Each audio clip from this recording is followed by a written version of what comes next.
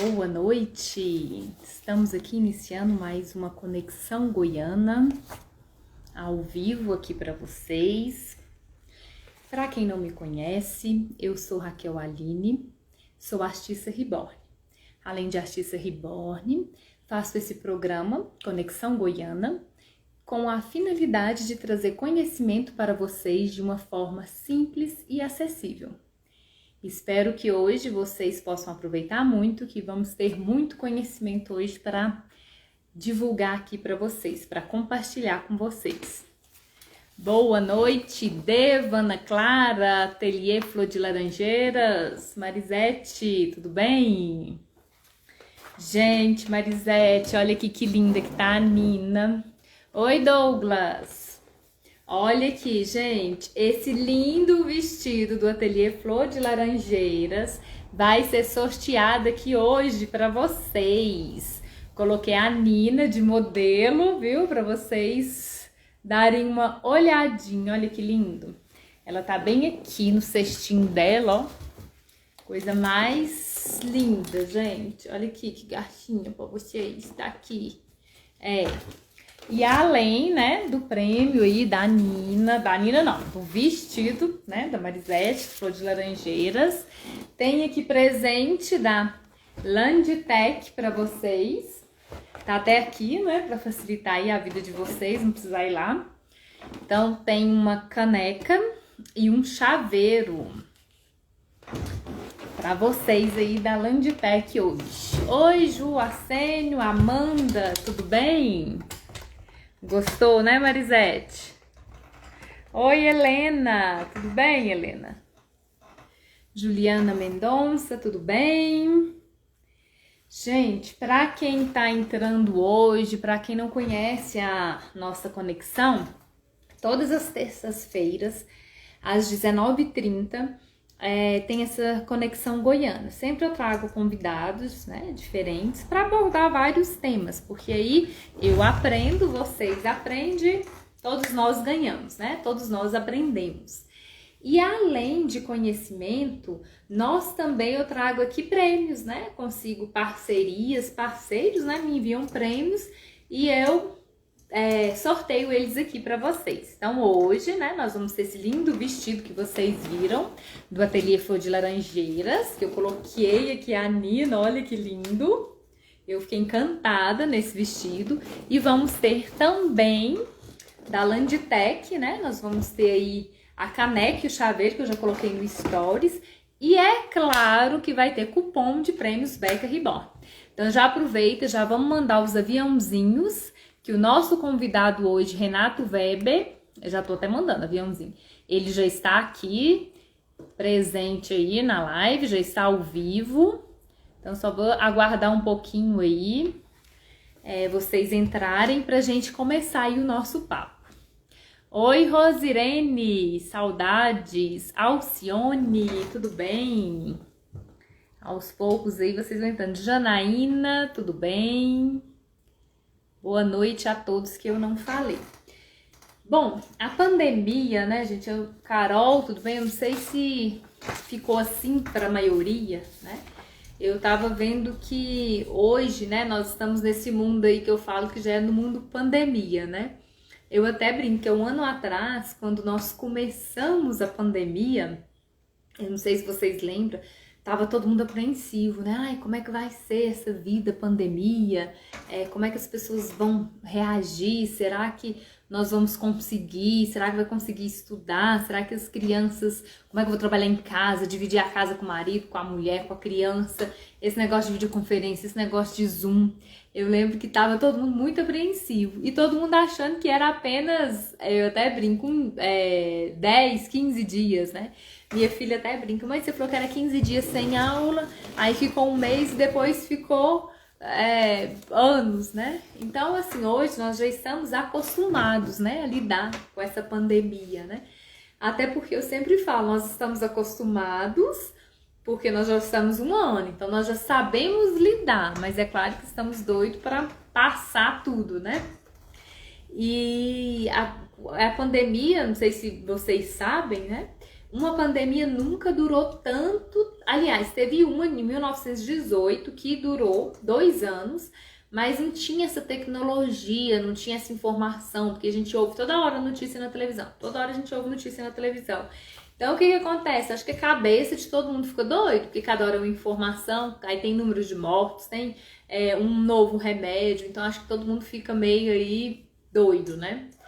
E então não tinha essa tecnologia em 1918, se eu não me engano, eu até anotei aqui a data, até anotei a data, mas não sei cadê aqui, mas depois é por aí. Foi 2 anos, mas não tinha tanta tecnologia, né? E aí hoje eu acho que a gente pensa assim, como é que vai ser a vida após, né? Como é que vai ser a vida depois disso, né? Por isso que eu quis fazer essa live aqui com vocês hoje, né? Vou chamar daqui a pouquinho o nosso convidado, Renato Weber, que vai falar mais, vai abordar mais esse tema. Vamos entrando aí, mandando aviãozinho, a família já chegou aí, Carla, Socorro, Michel, né, gente? Que família tem que apoiar aí, ó. Oi, boa noite, Lorena, tudo bem? Camila, Jaque. Pra quem não me conhece, está entrando agora, eu sei que acho que vai entrar algumas pessoas aí novas hoje, né? Toda vez, geralmente entram pessoas novas, vão mandando aviãozinho, tô mandando também.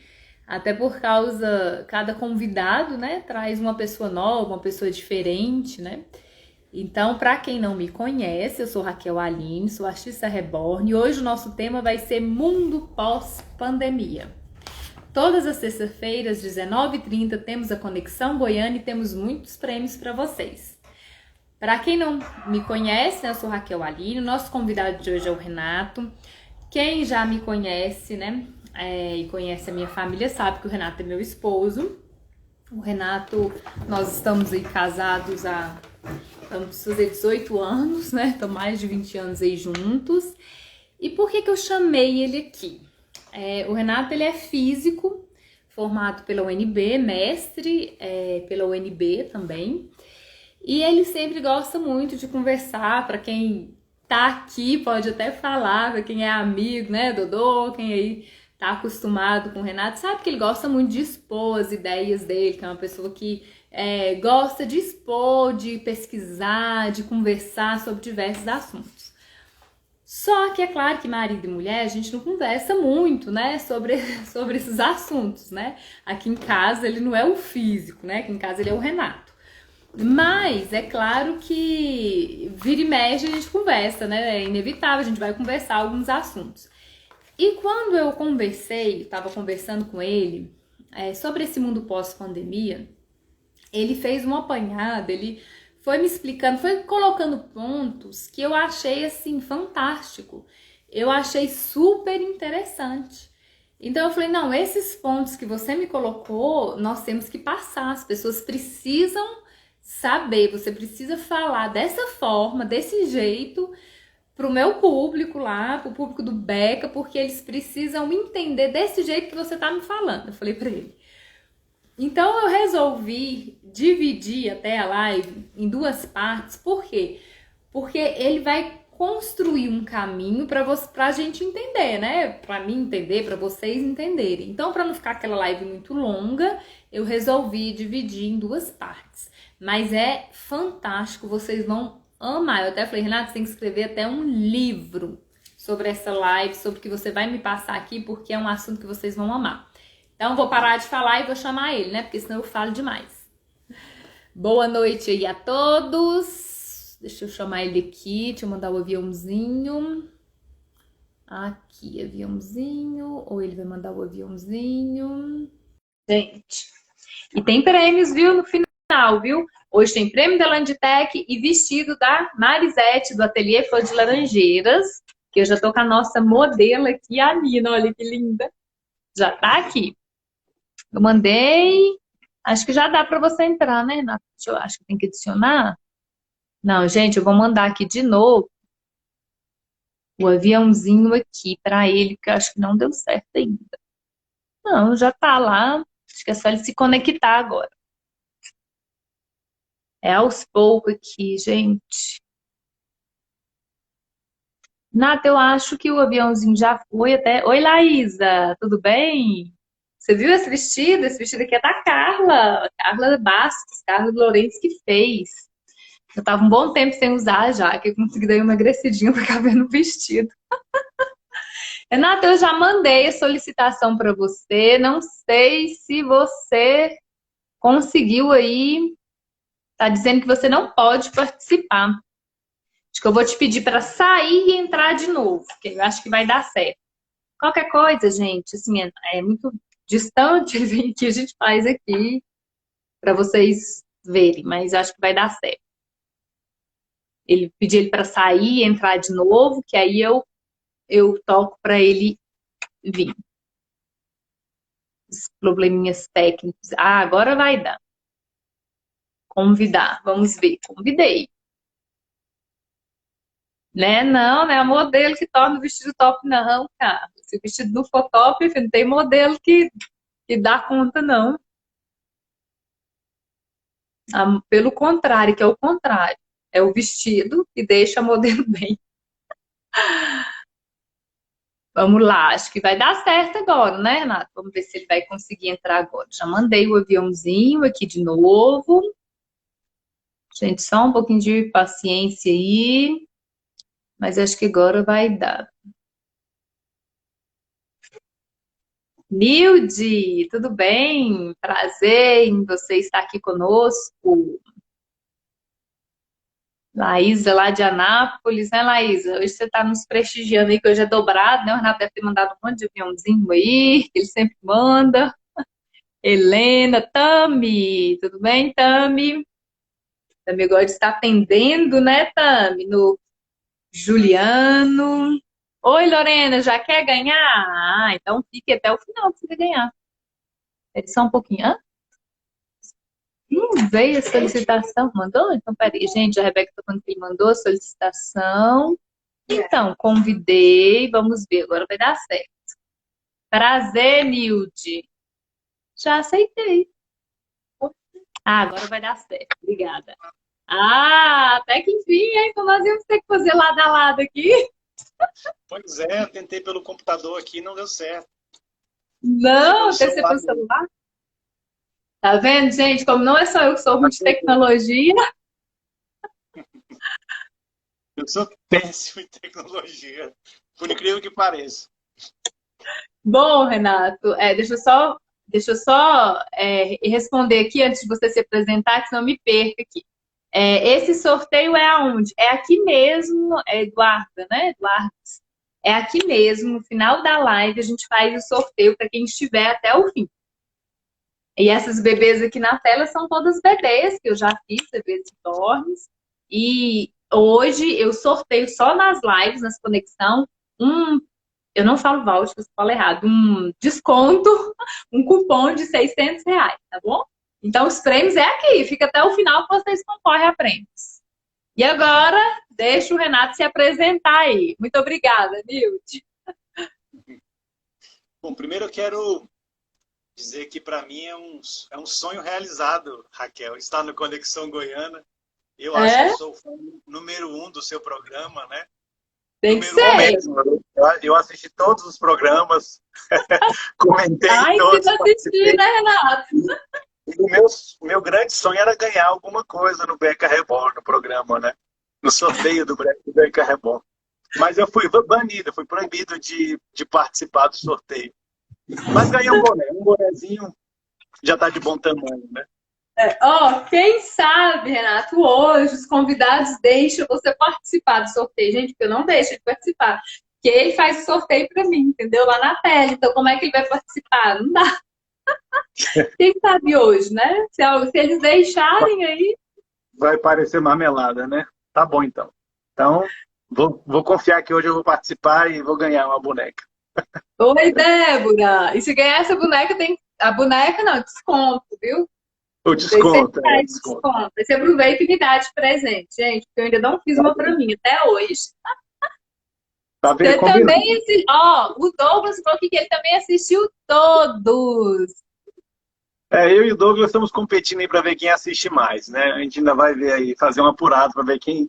A Lorena tá falando aqui, Renato, para você ganhar e mandar para nós. Tá certo, Lorena. Você é daqui, Lorena? Oi, Débora.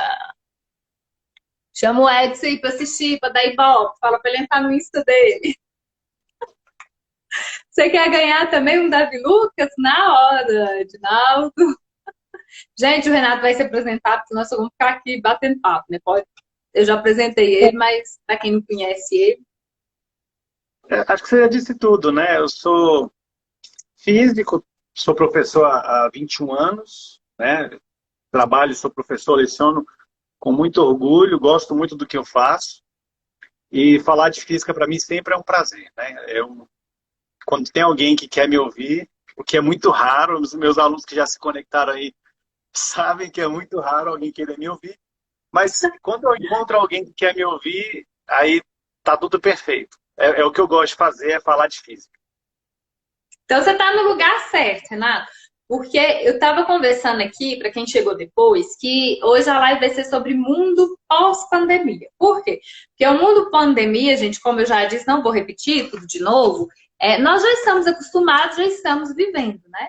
Agora, como que vai ser o pós, o depois, né? E aí é o que entra, eu falei para vocês. Devido a essa explicação fantástica que o Renato me deu, eu resolvi convidar ele para fazer essa live. Confesso que foi difícil, mas ele aceitou. Então ele teve que aceitar, né, O cachê foi bom, vamos falar a verdade, né? É. Então, assim, esse mundo pós-pandemia é que a gente não sabe como é que vai ser.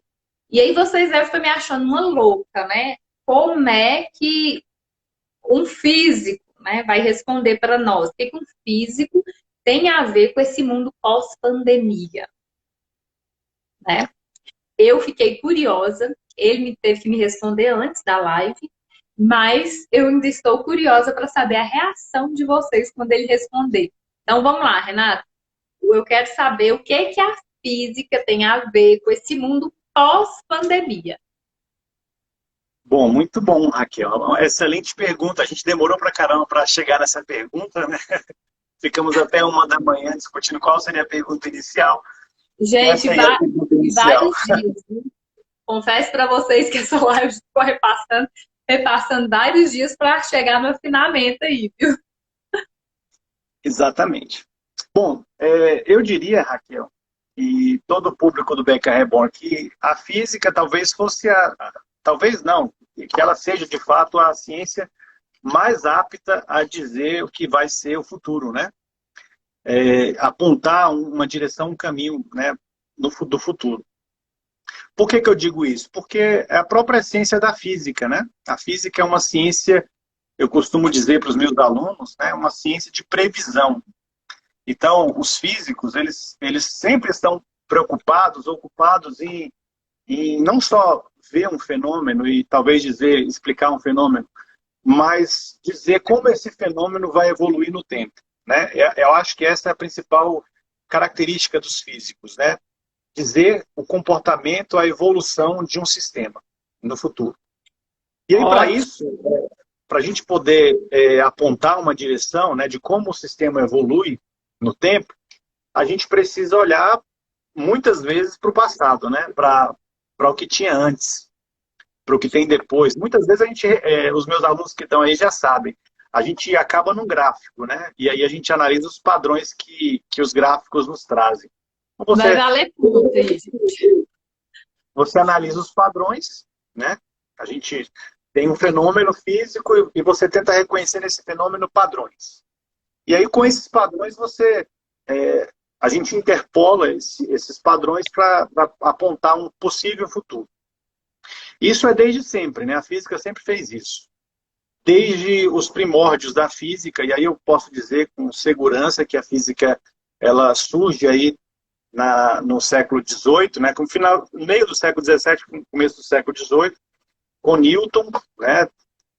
Apoiado em Galileu, foi quando houve mesmo a separação do que a gente chama vou chamar daqui a pouco de teísmo, né, para o humanismo. Então, a física ela passa a adotar como método o método científico. E aí a gente deixa na física aquela história de crer para ver, né? Primeiro eu acredito, depois eu vou enxergar o fenômeno. que era uma ideia meio que de Aristóteles, lá da Grécia Antiga, do século III a.C., para uma revolução do crer, do ver para crer. Então, a partir de Galileu e de Newton, todos os fenômenos da natureza precisavam ser provados antes para depois serem propostos. Não tem como mais nenhuma nova ideia surgir sem que ela seja provada. As pessoas não aceitam ideias só no campo da ideia, né? Elas precisam ter provas para que elas tenham mérito. Então, nesse sentido, Raquel, é que a gente vai fazer um prognóstico, né? Fazer uma previsão do futuro. Então, a gente reconhece os padrões e aí, com base nos padrões, a gente sabe, pelo que aconteceu no passado e o que está acontecendo no presente, como é que o futuro deve se desenhar. E aí eu gostaria, já que nós estamos falando nos primórdios da física, de usar as premissas da filosofia para a gente poder responder essa pergunta de como vai ser o mundo daqui para frente, né? Ou o mundo pós-pandemia. E quais são essas premissas da física, da filosofia, que a física também usa no seu escopo? Pode falar. Que é o que todo mundo tá doido para saber, né? Exatamente. Se eu estiver falando demais, estiver muito complexo, você me interrompe aí. Se tiver pergunta, por favor, me interrompa, tá bom? Então, pode deixar, o pessoal vai pondo essa pergunta, eu vou fazer. Quais são essas perguntas que eu quero considerar com vocês para a gente poder pensar no futuro? São aquelas perguntas da filosofia. Quem somos? Né? Aquelas 3 perguntas clássicas. Quem somos? De onde viemos? E para onde vamos? Exatamente. Para onde? Todo mundo quer saber. Essa última pergunta, para onde vamos, é a pergunta que vai nos dizer o que vai ser o mundo daqui para frente, né? Pelo que a gente já veio, de onde nós já viemos e como nós nos definimos. Muito bem, então, começando, se você não se importar, vou começar com a primeira pergunta, e não vai ser nessa ordem que eu falei. Não vou começar com quem somos, não. Vou começar com de onde viemos. Ótimo. Uma ótima pergunta. Muitas pessoas têm respostas diferentes a essa pergunta, Raquel. Se você for perguntar, por exemplo, para um religioso, a resposta dele é bem taxativa, né? Se você perguntar... essas respostas mudam, né? De religião para religião, de cientista para cientista. Então, existem, não uma só, muitas respostas para essa pergunta de onde viemos. Mas o que temos de fato, né? O que a ciência já descobriu sobre a nossa origem, sobre de onde nós viemos? Bom, na minha opinião, né, e aí é uma visão pessoal minha, mas não é só minha, né, e de muitos físicos também, existe um meio termo do início, da nossa origem. Um meio termo entre o que a ciência, na média, diz e o que a religião, na média, diz. A ciência, só para recordar, a ciência acredita que Deus criou tudo. E a religião, desculpa, é o contrário, né? A religião pensa que Deus criou tudo e a ciência pensa algo ao contrário. Tenta excluir Deus dessa história, por Deus não ser provável, né? A gente não tem como provar por equações matemáticas, pelo menos por enquanto, que Deus existe. E aí a ciência...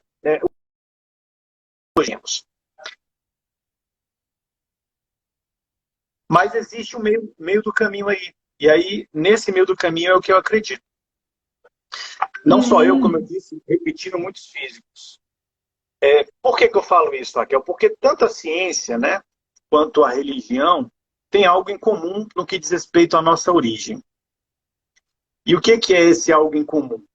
O começo. Então, mesmo? Exatamente. Ao contrário do que algumas pessoas imaginam, a ciência não acha que o universo sempre existiu e sempre vai existir, né? Acho que você já deve ter ouvido essa frase antes. O universo é estacionário. Inclusive, o próprio Einstein acreditava nisso, por um tempo ele acreditou nisso. Mas o que a ciência já descobriu é que o universo não é estacionário. Se uma coisa que o universo não é estacionário, ou seja, ele não está parado, estático. Ele está mudando no tempo. Até hoje ele continua em movimento? Sim, até hoje. O nosso universo ele teve um começo. E por incrível que pareça, olha só, a ciência descobriu isso, que o universo descobriu por fatos, né? Que o universo teve um começo, nosso universo pelo menos. Eu nem vou entrar no mérito dos multi-universos que a gente sabe que algumas pessoas acreditam, né? Existem até histórias em quadrinhos, super-heróis que habitam, né, ou que permeiam esses multi-universos em tese, né, pelo menos. Mas, considerando o nosso universo como único, ele teve um começo, e a própria ciência que carimba, né, nesse fato. E por incrível que pareça, a ideia do começo do universo, que é associada ao Big Bang, né, ela foi formulada por um religioso, um padre, em Sério? 1927. Sério. Não, que O nome imaginava. dele é George Lemaitre. George Lemaitre, ele era padre, mas era também físico.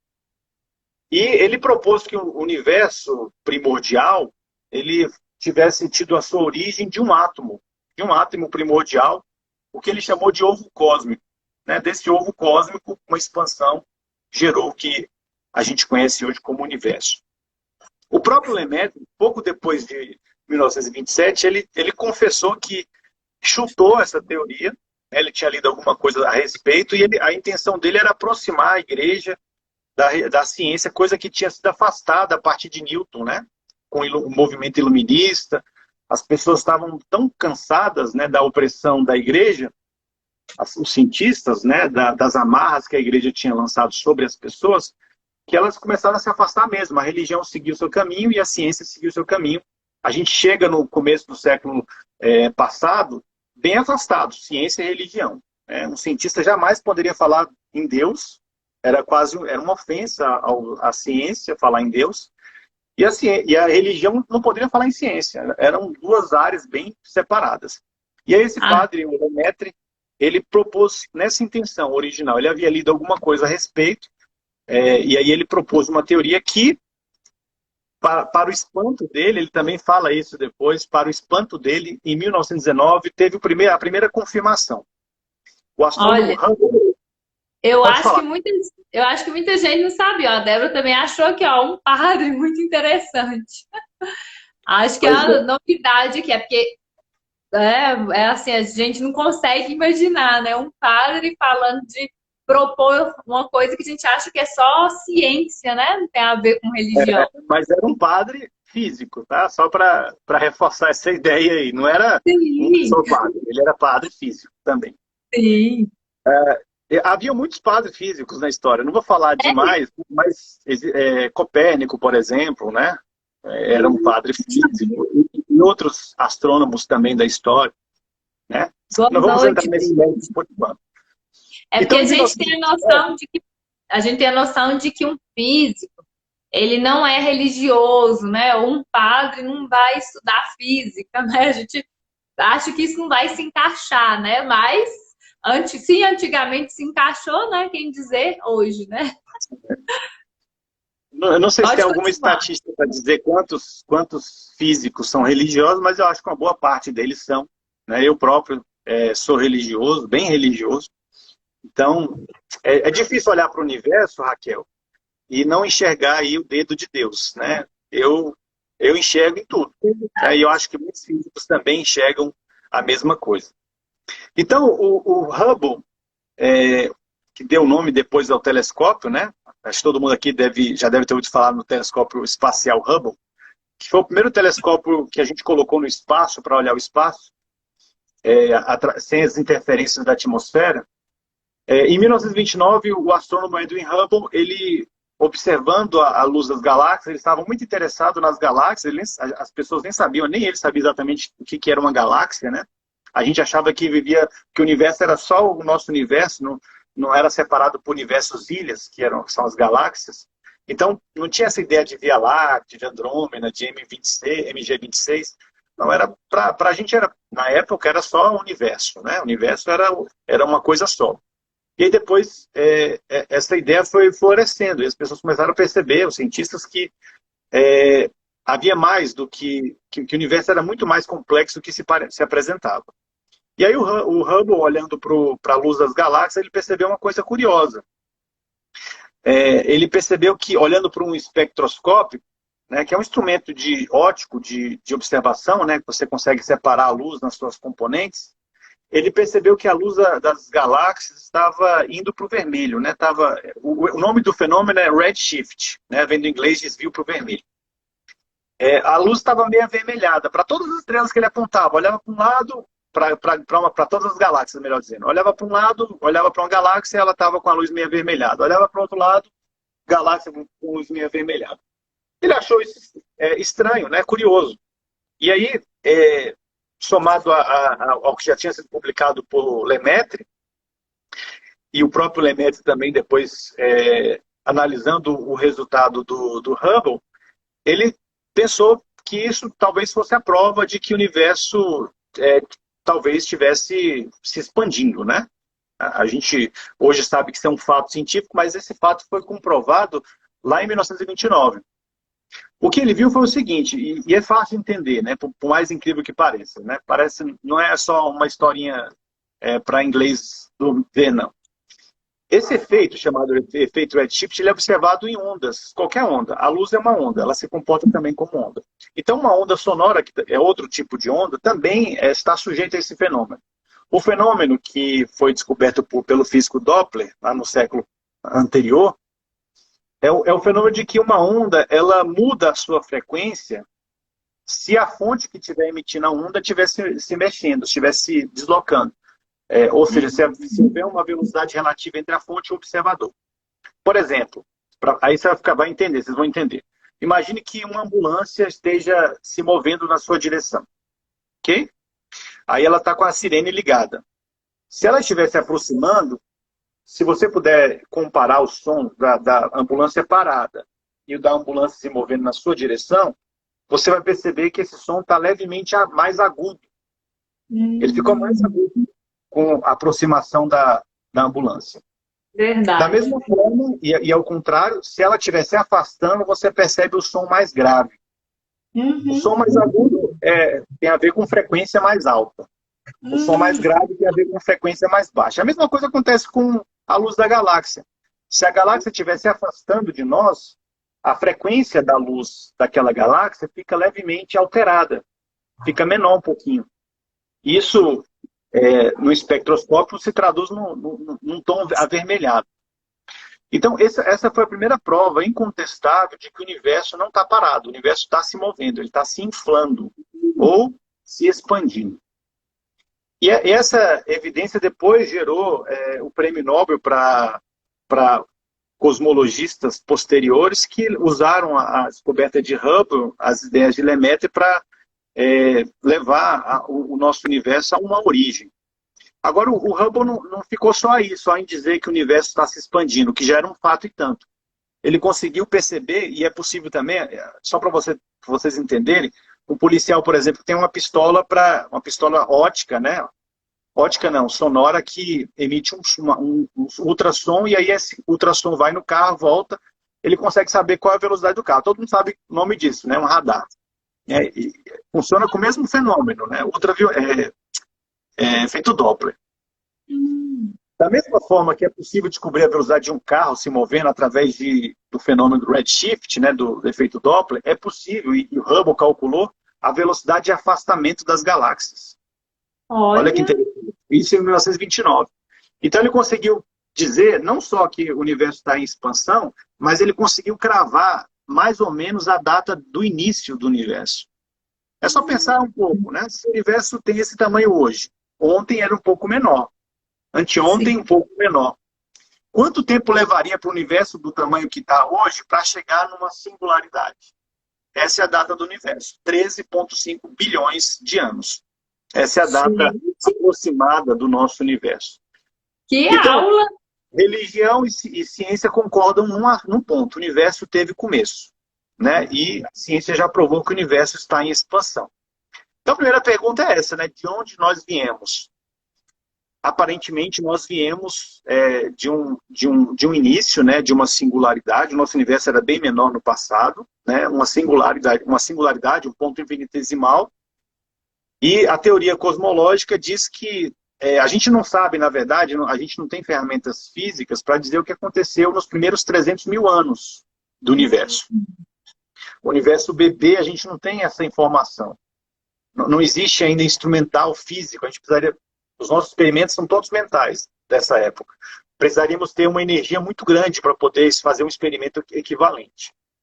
Os dados que a gente tem hoje, né, inclusive que podem ser medidos ainda hoje, né, o que a gente chama de radiação cósmica de fundo, que é o eco do Big Bang, o que a gente pode medir hoje, ele remota 300 mil anos depois do Big Bang. Então a gente não sabe exatamente como aconteceu o Big Bang, se ele aconteceu. O que a gente sabe é que o universo está em expansão e isso sugere uma expansão violenta, uma expansão compatível com uma explosão. E dessa explosão... É até teoria, né? Ainda, né? Eu não entendi. Você falou que a gente ainda não sabe ao certo, porque inclusive é até uma teoria ainda, né? Tem comprovação. Isso. Exatamente. É uma teoria que não tem comprovação e, como eu disse, a informação que a gente tem é de 300 mil anos depois do Big Bang. A gente não tem nada antes disso. Né? A radiação cósmica de fundo que a gente consegue medir está na faixa aí dos gigahertz, né? Dá para pegar uma antena de micro-ondas e detectar o eco do Big Bang, ou desses 300 mil anos depois do Big Bang. Isso definitivamente não é o Big Bang, é o que aconteceu 300 mil anos depois. Né? A gente não tem física. Eu vou repetir, Raquel. A gente não tem física ainda que dá conta do que aconteceu nesses primeiros 300 mil anos. Precisaria, porque eu vou até falar disso daqui a pouco, se der tempo, né?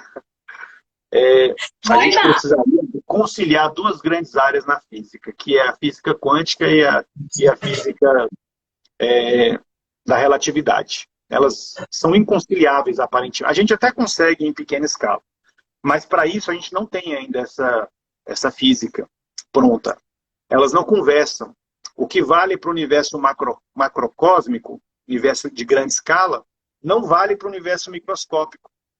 Então eu não consigo pegar as leis que valem para planetas, para estrelas, para corpos grandes, para nós, né, como indivíduos grandes, e fazer essas leis valerem para o átomo, para o elétron, para as partículas elementares. Não tem, a física não se aplica assim. Existe até uma tentativa que ainda não foi com sucesso, mas ela consegue explicar algumas coisas, que é a teoria das supercordas. Essa teoria ela tenta conciliar, o objetivo dela é conciliar essas duas grandes teorias, áreas, né? A física quântica e a relatividade. Se a gente conseguir conciliar as duas, talvez a gente tenha física para explicar esses 300 mil anos de início. Mas o que eu quero dizer é que o universo ele surge aí há 13,5 bilhões de anos. E tudo que existe no universo, Raquel, absolutamente tudo que existe no universo, surge aí. Entendeu? Surge nesse momento. Nesse instante. Então, eu não sei, talvez seja um momento já para pergunta. Tem alguma pergunta aí? Bom, vou ver aqui, porque você não fala para mim isso, gente. O meu processamento é lento, né? Então, vou ver se tem alguém aqui que processa mais rápido, que tem perguntas aqui. Deixa eu dar uma olhadinha aqui, mas eu estou amando. Tá fantástico. Muito bem. Então, o que surgiu? Continuando aí. Pode continuar, acho que não tem pergunta ainda não. E boa noite aí para quem entrou, chegou agora. Oi, Silvia. Então agora você vai processar para perguntar, Silvia. Oi, Rosirene, Teca, Luísa. Oi, para quem eu ainda não falei. Nosso tema de hoje é mundo pós-pandemia, para quem está entrando agora. E o Renato está nos explicando aqui mais alguns assuntos para chegar nesse ponto. O Renato é físico, só para quem está entrando aí agora. Pode continuar, Renato. Ele respondeu a primeira pergunta, que foi de onde viemos, certo? Sim. E nessa altura do campeonato já deu para entender que nós tivemos um começo, né? uma data de nascimento, né? 13,5 bilhões de anos atrás. E eu amei a explicação. Quem chegou agora, eu vou deixar gravado, depois vocês assistam.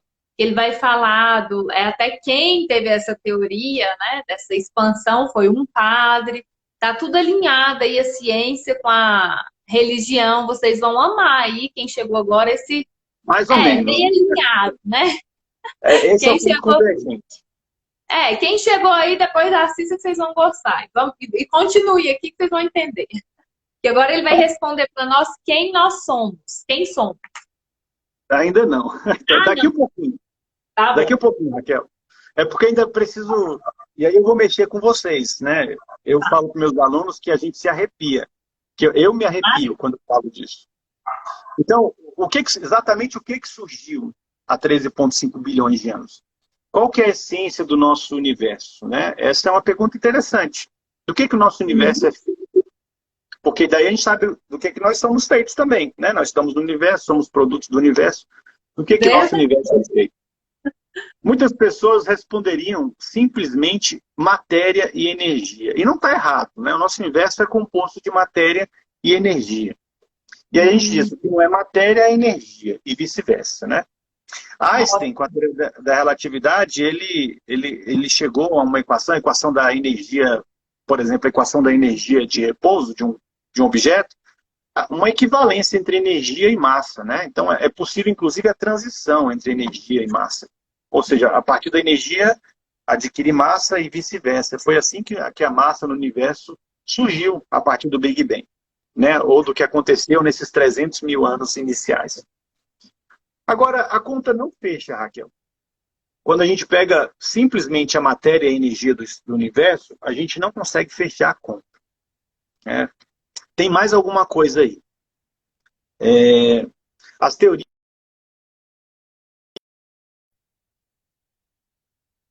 Uma informação aí nessa teoria do que nós somos, né? Os filósofos antigos, né, os filósofos gregos, eles já sabiam que tinha alguma coisa faltando aí. E eles chamavam essa coisa de éter. Não sei se alguém aqui já ouviu falar no éter. Não é o éter álcool, não, tá? É o éter que eles chamavam, para eles era um meio. Um meio. Assim como o ar, né? Eles também acreditavam no calório, porque havia uma coisa no ambiente que transmitia o calor, né? Era o calório. E existia uma espécie de quinta essência, né? Tinham 4 essências, os 4 elementos da natureza dos gregos, né? E haveria uma quinta essência. Essa quinta essência seria o que a ciência depois chamou de éter e que foi enterrado de vez depois que a gente começou a entender melhor a luz, lá no início do século passado, com alguns experimentos que provaram que o éter de fato não existe. Mas os gregos, engraçado, os gregos já apontavam numa direção. Está faltando alguma coisa na teoria. Não é só matéria e energia, tem mais alguma coisa aí que a gente não está enxergando. E para entender o que está faltando, a gente precisa então falar do que a gente entende como matéria hoje. E aí você vai entender porque a matéria tem uma relação com a energia. Mas está faltando alguma coisa, Raquel, para essa coisa virar uma coisa única. A matéria e a energia. O que é a matéria? Lá no ensino fundamental, ensino médio, a gente aprende que matéria é tudo aquilo que tem massa e ocupa lugar no espaço, né? Essa é uma definição bem primeira da matéria. Mas é uma definição ainda muito pobre, né? Tudo que tem massa e ocupa lugar no espaço. Então, o que não tem massa não é matéria? É uma pergunta boa, né? Pergunta boa. Para uma definição mais precisa, a gente precisa, então, lançar mão de um conceito que a gente usa muito hoje, que são os átomos, né? Nós estamos muito interessados em átomos. Hoje todo mundo sabe o que é átomo, né? Até crianças pequenas sabem da existência dos átomos, mas eles não eram muito comuns, muito compreendidos no começo do século passado. Mas a ideia de átomo é antiga. Lá na Grécia, no século IV a.C., Leucipo e Demócrito, que eram 2 gregos pensadores, filósofos, eles imaginavam que a matéria era constituída desses tais átomos. Para Leucipo e Demócrito, se você pegasse qualquer objeto, né, uma caneta, por exemplo, e começasse a dividir ela em pedaços menores, então você pega a caneta e divide ela na metade. Pega a metade e divide na metade. Pega a metade da metade e divide na metade. Para eles, você chegaria no ponto indivisível. Você chegaria num ponto que não dava para dividir. A própria palavra átomo vem daí, né? Átomo, indivisível, né? Que não se pode dividir. E aí os gregos achavam que a matéria era constituída desses átomos, né? Desses pedacinhos indivisíveis. É mais ou menos como se fosse o Lego, né? Quem já brincou de Lego sabe do que eu estou falando. Você tem um monte de pecinha, aí você vai montando as coisas e formando os objetos, né? Formando um castelo, a casinha. Então, para o grego era isso. O átomo era uma pecinha pequena, né, da matéria, que era indivisível, era a menor parte, era a parte elementar da matéria, e você ia montando as coisas, os objetos, os gases, a matéria de forma complexa como a gente conhece. Né? É um conceito interessante. Até hoje algumas escolas ensinam isso para os meninos. Né? Até hoje eu pergunto meus alunos o que é átomo e as pessoas respondem, é a menor partícula da matéria. Eu não sei se alguém aqui aprendeu assim, que o átomo é a menor partícula da matéria. Eu aprendi assim. Só que é um conceito errado. Que eu aprendi da física, eu aprendi assim. É mais fácil de entender, né? Mas esse conceito começou a cair, a ruir, Raquel, em 1897. 1897, quando o J.J. Thomson descobriu que havia uma coisa menor que o átomo, dentro do átomo. Tinha carga, tinha um poder de atração elétrica, era negativa. Essa coisa que Thomson descobriu ficou conhecido como elétrons, porque estava associado com fenômenos da eletricidade que já era conhecida na época. Então, olha só, de um átomo indivisível, a gente já descobriu que tinha uma coisa menor que o átomo, ou seja, o átomo é divisível, né? Sim. Depois, em 1904, Rutherford descobriu os prótons, com carga positiva dentro de uma região muito menor do que o próprio átomo, no núcleo. Carga positiva dentro do núcleo. E depois, Raquel, a física foi evoluindo, criaram aceleradores de partículas, e a cada nova experiência que eles faziam, acelerando partículas, né, pegando próton e colidindo com próton, né, nos colliders, né, do inglês objetos que fazem colisão, eu não sei falar a palavra aqui em português, mas cada colisão de partícula que eles faziam nos aceleradores gerava uma partícula que eles não conheciam ainda. Então começou partícula atrás de partícula, partícula atrás de partícula. E surgiu os físicos chamados de caçadores de partículas. Eles viviam de encontrar partículas novas. Aí, obviamente, começou-se a pensar, será que a matéria não tem fim, essa divisão, a gente sempre vai encontrar uma coisa menor? Aí surgiu a física atômica, né, a física atomística, e aí o nível de quantidade de partículas de novas descobertas começou a cair. E há 50 anos atrás, a gente descobriu praticamente todas as partículas que a gente conhece. Pode ser que tenha outras que a gente não conhece ainda, mas as que a gente conhece, mais ou menos, ficaram definidas há uns 50 anos. Esse modelo de matéria é chamado de modelo padrão. O David está falando aqui que é muito. Essa parte ligada elétrica é muito interessante. É a parte dele aí, né, David? Sim, David, interessante. E eu não sei, a Raquel já falou aí, mas eu estou me alongando muito aí falando de partícula, né? Mas a gente vai chegar, vocês vão entender por que eu estou falando disso daqui a alguns minutos, tá? Então a matéria é constituída de partículas, né? O átomo não é a menor partícula. Existe um modelo padrão que diz quantas partículas mais ou menos a gente deve ter, né? Esse modelo padrão, ele classifica então essas partículas elementares descobertas em duas classes de partículas. O que a gente chama de férmions e o que a gente chama de bósons. Então, duas classes de partículas. Os férmions são partículas que, no linguajar do físico, são partículas de meio spin. Spin é uma qualidade da matéria, tá? Da partícula. Meio spin. E obedece a um padrão quântico, uma lei quântica chamada lei da exclusão de Pauli. Ou seja, essa lei impede que duas partículas ocupem o mesmo estado estacionário. Ao todo, nós temos 12 tipos diferentes de férmions, de partículas com meio spin. 6 são chamadas de leptons. Esses leptons, desses 6, 3 são elétrons. Então, o elétron é um férmion. E é um lepton, né, obviamente. E 3 são neutrinos. Então, das 12, 6. 3 são elétrons, 3 são neutrinos. São leptons, um tipo especial de férmions. E as outras 6 partículas férmions são os quarks. São 6 tipos de quarks. E a gente tem 3 gerações de quarks. São 12 partículas. Repetindo, 12 partículas. 3 elétrons, 3 neutrinos e 6 quarks. A matéria é constituída dessas 12 partículas. Elas são diferentes, Raquel. Umas têm cargas, outras não têm. Umas têm massa, outras têm massa muito pequena, outras têm massa maior. Umas têm cor, né? Mas não é a cor que a gente está acostumado. Outras têm spin, outras não têm spin. Então, a matéria, essas partículas elementares, elas têm identidade. Elas têm identidade. E elas vão obedecer, Raquel, a algumas ordens, algumas leis naturais. Chuta aí, Raquel, quantas leis, pode perguntar aí para a turma, quantas leis as pessoas, número, né? Quantas leis as pessoas acham que as partículas elementares obedecem? E tudo, né? Porque tudo é formado dessas partículas elementares. Essas partículas, sim, são o tijolinho da matéria. Tirando o Michel, né, que não vai responder, que ele é físico também, vamos lá, gente.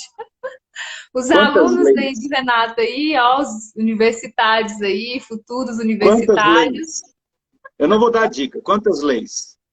4. Tia Tati, ó. Tia Tati vai responder aí para nós, tia Tati, as leis aí. Então, 4 leis, que são as leis da natureza, né? Não é Olha, burra, não.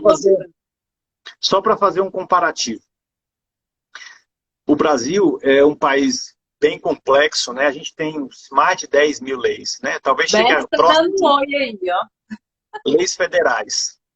Mais ou menos, não chega quase a 20 mil leis federais. Né? Só as federais, tirando as estaduais e as municipais.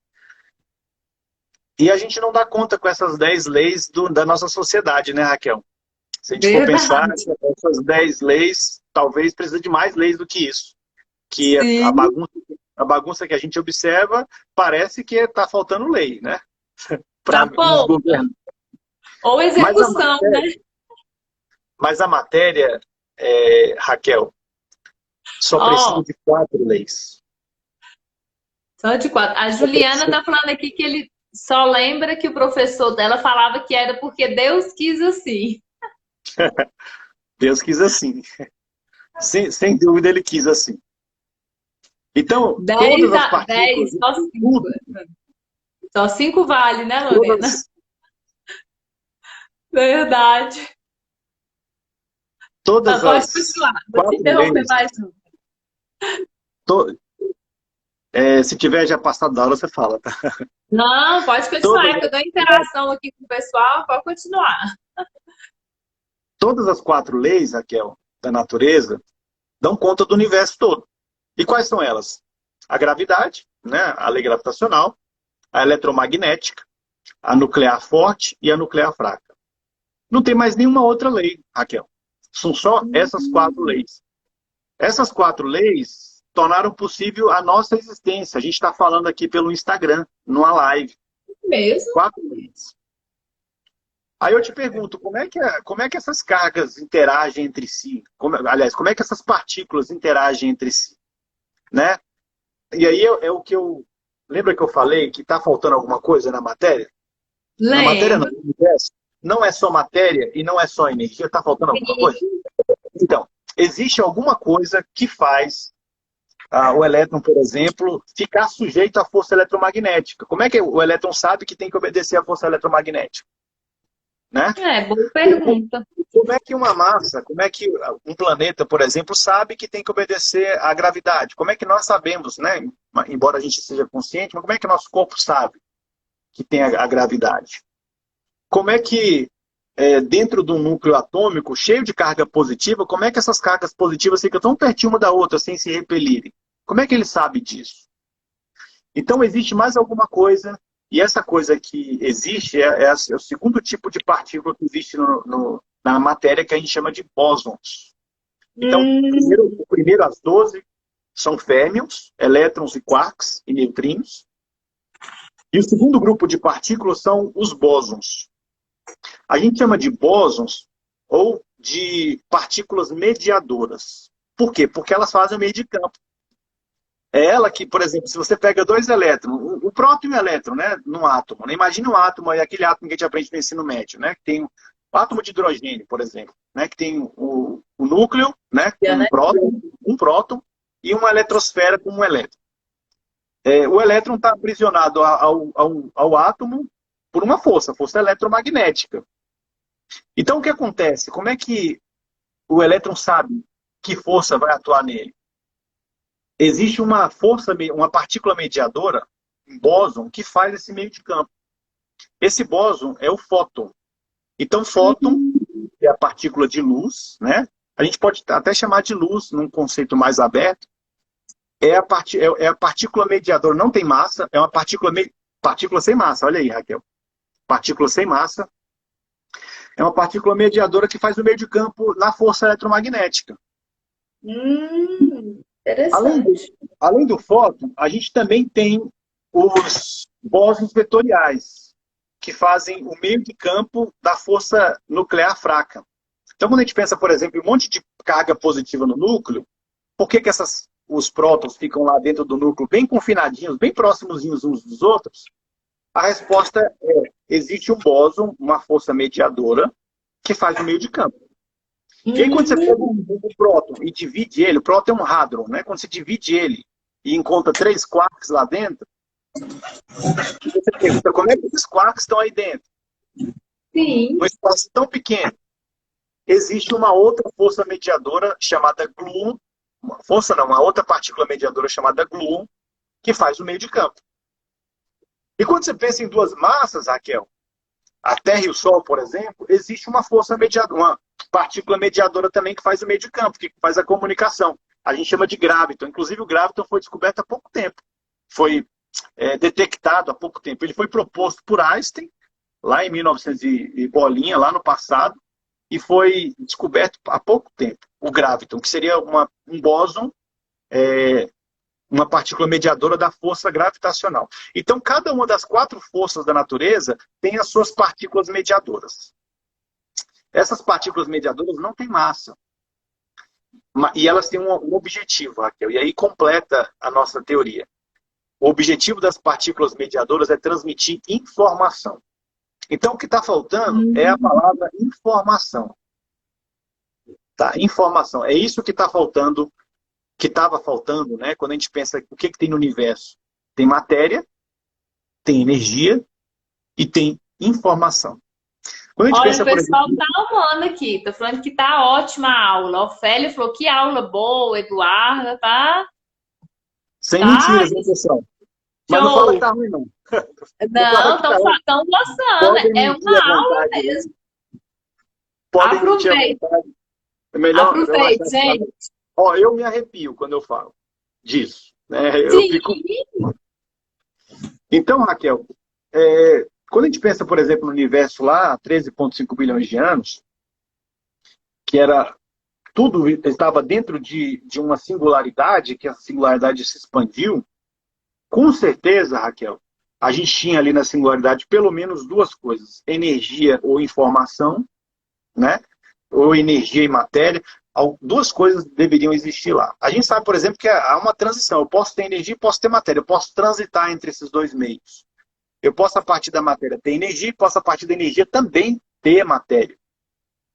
O que faz as coisas acontecerem são os bósons, que são essas partículas mediadoras.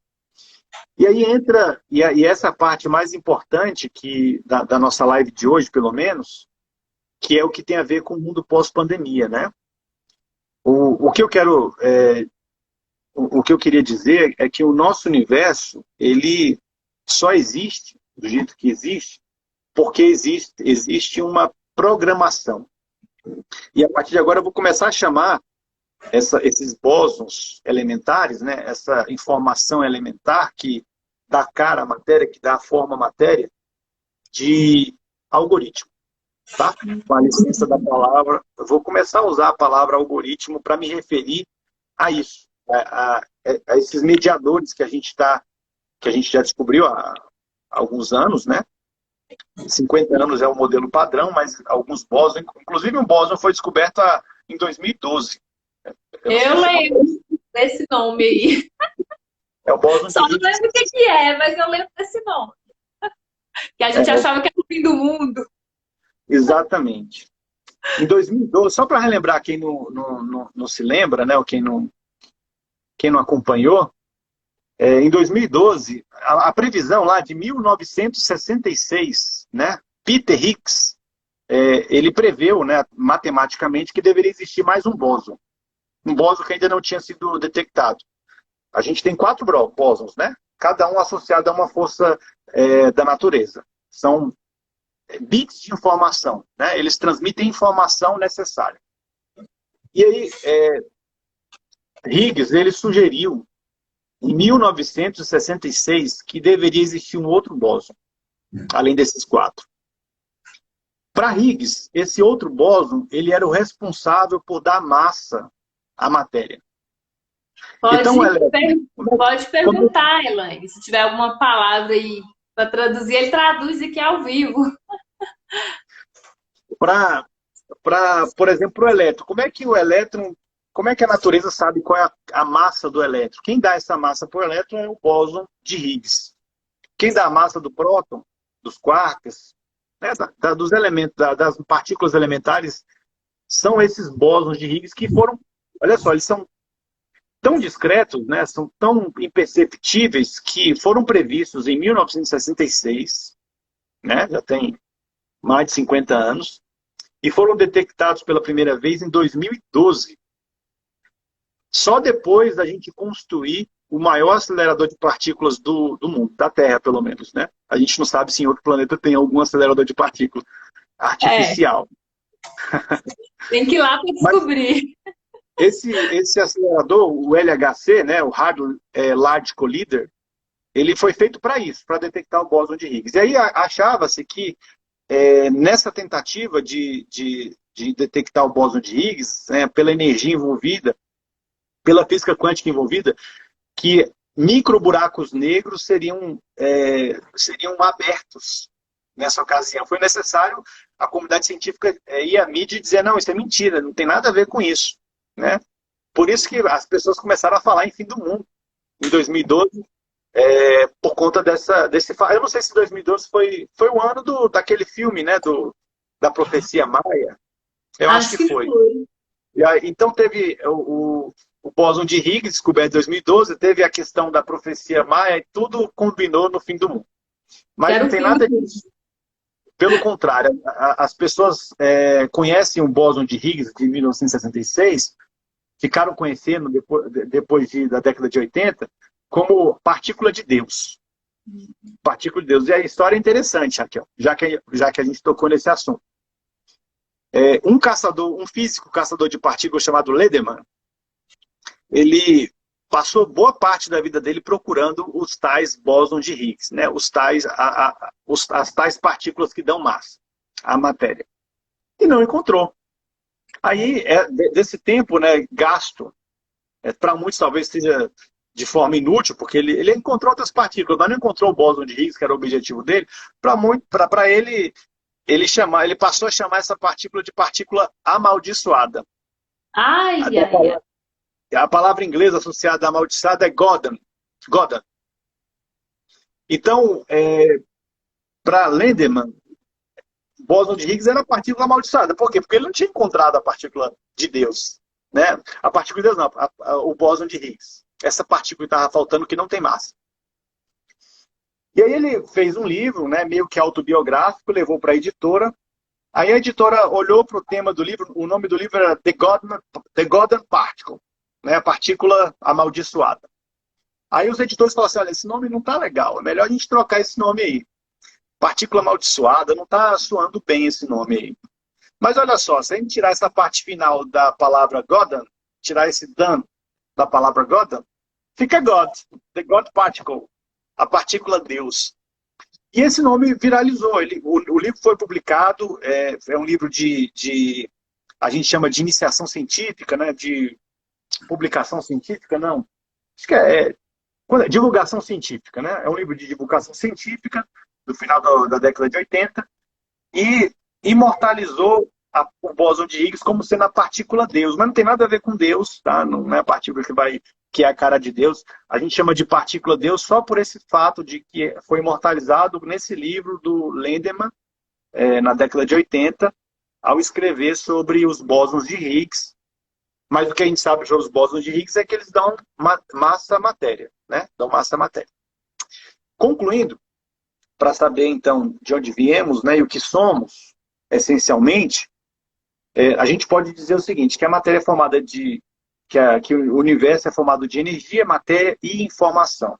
E aí eu vou abrir uma parênteses para informação e dizer que a informação está associada com esses bósons, com essas partículas mediadoras que não têm massa, mas que transmitem informação às coisas. Transmitem informação. E a partir daqui eu vou começar a chamar esses bósons, ou essas partículas mediadoras, ou essa informação, de algoritmo, né? Vou começar a chamar de algoritmo. E aí a gente pode pensar, já respondendo já quase que uma parte aí da nossa pergunta do que acontecerá pós-pandemia, né? Já adiantando, acho que não vai dar tempo, mas já me adiantando, o mundo pós-pandemia tem a ver com os algoritmos artificiais, os algoritmos eletrônicos, né? Então, quem nós somos? Para finalizar essa parte aí. Algumas pessoas costumam dizer, Raquel, que nós somos poeira das estrelas. E eu acho que tem muito fundamento nisso aí. Por quê? Porque se nós pegarmos uma estrela como o Sol, por exemplo, e abrirmos, né, e ver o que é formado o Sol, você vai ver hidrogênio, né, hélio, lítio, carbono. Algumas estrelas têm núcleo de ferro, núcleo sólido, né? Algumas estrelas são de diamante. Então, os elementos da natureza, eles são formados nas estrelas. Nesse momento, por exemplo, o Sol ele está irradiando não só ondas eletromagnéticas, mas matéria também, íons. A gente chama essas partículas que o Sol emite de radiação cósmica. Radiação cósmica, ou vento solar. É por isso que a gente não pode ir no espaço. Claro que tem a questão da pressão, tem a questão da temperatura, da gravidade. Não pode tirar o capacete no espaço sideral, né? Mas se não fosse esses elementos aí que poderiam nos matar, a própria radiação solar poderia causar sérios danos a nós. Por quê? Porque tem partículas elementares que as estrelas emitem. E a gente vê tudo isso nos planetas, tudo isso na gente. Nós somos compostos também por hidrogênio, também por carbono, principalmente por carbono, né? Por oxigênio e outros elementos químicos. Então, preliminarmente, nós somos produtos das estrelas. A nossa composição química também se encontra nas estrelas, né? A mesma regra que governa uma estrela governa um sistema mais complexo como o nosso, talvez, né? Eu estou dizendo que é complexo, mais complexo, mas é o que estou dizendo, como o ser humano. Então, os mesmos algoritmos, e eu posso dizer essa palavra, que funcionam para uma estrela, funciona para nós humanos também. As mesmas regras, a mesma lei, as mesmas leis que fazem uma proteína existir, por exemplo, ou a molécula da água existir, fazem a fusão nuclear acontecer, que é o que faz uma estrela brilhar, né? Irradiar energia. Então, de forma bem simples, né? Nós somos programados, nós seguimos regras bem objetivas, essas 4 regras objetivas, e a programação está numa linguagem, se um computador tem linguagem binária, a linguagem usada na nossa programação é quaternária. Por quê? Porque é uma combinação de 4 leis bem estabelecidas da natureza que dá origem a tudo. Por que eu chamo de algoritmo, Raquel? Qual seria a definição de um algoritmo? É uma sequência finita de regras, de raciocínios, de operações, que é aplicada a uma quantidade de dados e aí permite uma solução eventual de algum problema. Quando a gente pensa nisso, né, uma sequência de regras aplicadas a dados, olha o que eu acabei de dizer agora há pouco, né? O nosso universo, ele é formado por partículas que obedecem a regras. 4 regras. 4 leis. E essas 4 leis são aplicadas a dados. Ou os dados são aplicados, aplicam, né? Os bósons são os dados, a informação, né? E aí, a partir daí, a gente tem tudo no universo. Por isso que a gente diz que os bósons são algoritmos fundamentais, né? As regras que tornaram tudo possível, que foram postas aí no universo, é o que são responsáveis por tudo que a gente conhece, né? Pelo que a gente conhece. E aí a gente pode chamar esses algoritmos, Raquel, de algoritmos orgânicos, né? Para diferenciar dos algoritmos que a gente vai falar, acho que na próxima live, né? Dos algoritmos inorgânicos ou eletrônicos, os que foram criados por nós, humanos. Eu não sei se Então, tem pergunta. tem um aí, depois, se você responder essa uma, eu vou fazer a minha. O Edinaldo está perguntando aqui que ele ouviu falar da antimatéria. Ela é algo real e acessível? Depois, se você responder a dele, eu tenho uma também. Quem tiver, pode ir colocando que eu vou perguntando. Boa sua pergunta, viu, Edinaldo? Sim, é algo bem real. Quando eu falei, por exemplo, Edinaldo, que existem 2 tipos de matéria, né? A classificação de matéria de 2 formas, os férmions e os bósons, e eu falei que os férmions tinham meio spin, eu estava falando justamente dessa possibilidade que você está mencionando aí, tá? Que é a antimatéria. Por isso meio spin, né? A ideia é meio spin, mas meio spin dá um spin inteiro. Os bósons têm um spin inteiro. Então os bósons ficam excluídos, eles não se submetem, não sucumbem ao efeito quântico da exclusão de Pauli. Esse efeito diz que não dá para 2 partículas ocuparem o mesmo espaço, o mesmo estado estacionário. Elas se auto-aniquilariam, né? Então a antimatéria, ela serve para uma coisa bem interessante. Eu precisaria desenhar aqui a equação, mas eu não sei se tem alguém aí que vai lembrar da equação da força elétrica. A equação da força elétrica, resumidamente, é K, é a constante elétrica, vezes o produto de 2 cargas, Q1 vezes Q2, dividido por uma distância ao quadrado. Então, a força elétrica e a força gravitacional, ambas são divididas pela distância ao quadrado, a distância entre 2 cargas ao quadrado.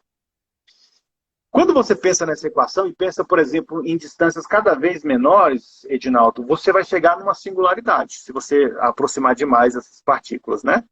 Imagina você pegar 2 partículas e vai se aproximando, aproximando. Aí, o que acontece quando você divide alguma coisa por 0? Alguém aí consegue responder o que acontece quando a gente divide alguma coisa por 0? Isso aí é matemática. Aí alguém vai falar assim, dá 0.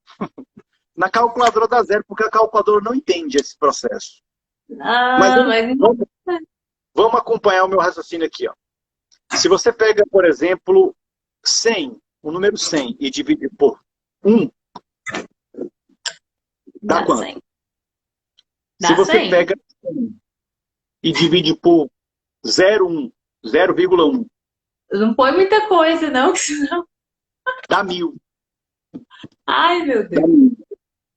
Se você pega 100 e divide por 0,001, dá 10.000. Se você pega 100 e divide por 0,00001, dá 100.000. Ou seja, quanto menor o denominador, maior vai ser o resultado da divisão. E a conclusão é óbvia. Se você divide por 0, que é o menor número possível, a força tenderia ao infinito. A Ofélia disse que dá 0, ó. Não, Ofélia, não dá 0, tá? A divisão por 0 dá infinito. Então, só na calculadora, né? Dá 0. Só na calculadora que dá 0. Então, respondendo a pergunta do Edinaldo, o modelo padrão, a física clássica chega nessa singularidade, nessa coisa que não existe, né? Se você encostar uma carga na outra, então quer dizer que a força vai ser infinita? Não é isso que acontece. Tá? Não é isso que acontece. Para dar conta disso, a física quântica lançou mão de uma artimanha, né? Matemática, que é a chamada antimatéria. Então, a matéria passa a existir, a ser criada para compensar, mas nunca vai chegar ao infinito. Então, a antimatéria passa a existir, né? Ela surge espontaneamente, e aí e ela faz isso com um objetivo muito claro, que é não deixar a força entre duas cargas muito próximas chegar ao infinito, explodir para o infinito, virar uma singularidade, senão virar de um buraco negro. E não Então, é isso que quando a gente não sabe a resposta, a gente fala que é antimatéria, viu, gente? tem uma história interessante da antimatéria que tem a ver com o buraco negro. Já que tá aqui falando, só pergunta difícil. Bicho, né, Lorena? Com o buraco negro? Mas vamos deixar isso para outra live, né? Depois outro dia a gente fala disso aí. Deu então, para responder aí, Edna? Acho que deu, né? Então a resposta é sim, né? A antimatéria existe. A gente não consegue observar, né? São partículas elementares. A matéria está sendo criada e aniquilada a todo tempo. Então, nesse momento, tem partículas surgindo e desaparecendo simultaneamente o tempo todo, tá? O tempo todo. E isso acontece, a gente consegue observar mais isso quando a gente tem esses gaps, né, da teoria, que fazem a gente chegar a conclusões insólidas, que não existem na prática. Ele falou show. Então, deixa eu ver se eu entendi aqui, para você me direcionar aqui. Nem sei se é o momento de eu dizer isso. Você falou aí, Renato, que dos algoritmos, né? Do caso, eu sei que as redes sociais, né, nós aqui no Instagram, né, obedecemos ao algoritmo. Né? O Instagram, o Facebook, ele como se diz, ele é todo... A esposa da Rosirene acabou de falar do buraco negro. Olha, tá sintonizado. Então, tem tudo um algoritmo, e nós obedecemos esse algoritmo, né? Nós aqui, quem está com rede social, sabe que tem algoritmo que nós temos que obedecer para entregar, para vender, para entregar nosso produto, para a gente ser visto. Então, foi programado, né? Essa área aí do Instagram, alguém programou, tem tudo. Então, voltando para nós, deixa eu ver se é isso que eu entendi. Nós, seres humanos, não só nós, seres humanos, mas pelo que eu entendi, tudo que existe, o universo, a matéria, tudo é um algoritmo, tudo é programado, tudo tem seu Lego, né? Tudo se encaixa. Então, se tudo se encaixa, precisa de ter um programador, né? Alguém para criar, para programar. Então, teve que ter alguém para programar o universo, para programar tudo, né? Porque precisa de um programador. É isso? Perfeito, Raquel, perfeito. É isso que eu penso. Daqui a pouco eu faço a sua pergunta. Deixa ele só responder essa. Eu já vou fazer a sua. Então, Raquel, é isso que eu penso também, tá? É uma visão muito particular minha do universo, né? Óbvio que eu não sou o dono da verdade, que tem pessoas que vão pensar diferente. Mas eu acredito nisso, que o nosso universo ele foi programado. Né? Eu não consigo pensar de modo diferente. Né?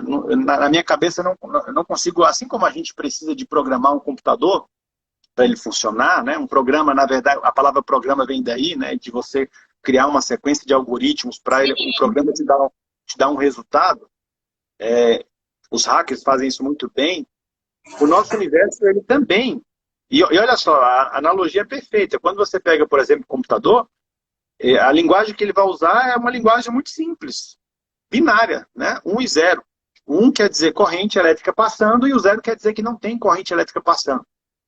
Não tem coisa mais simples do que essa. É um código muito simples. Mas você consegue criar uma sequência de algoritmos com esses 1 e 0, né?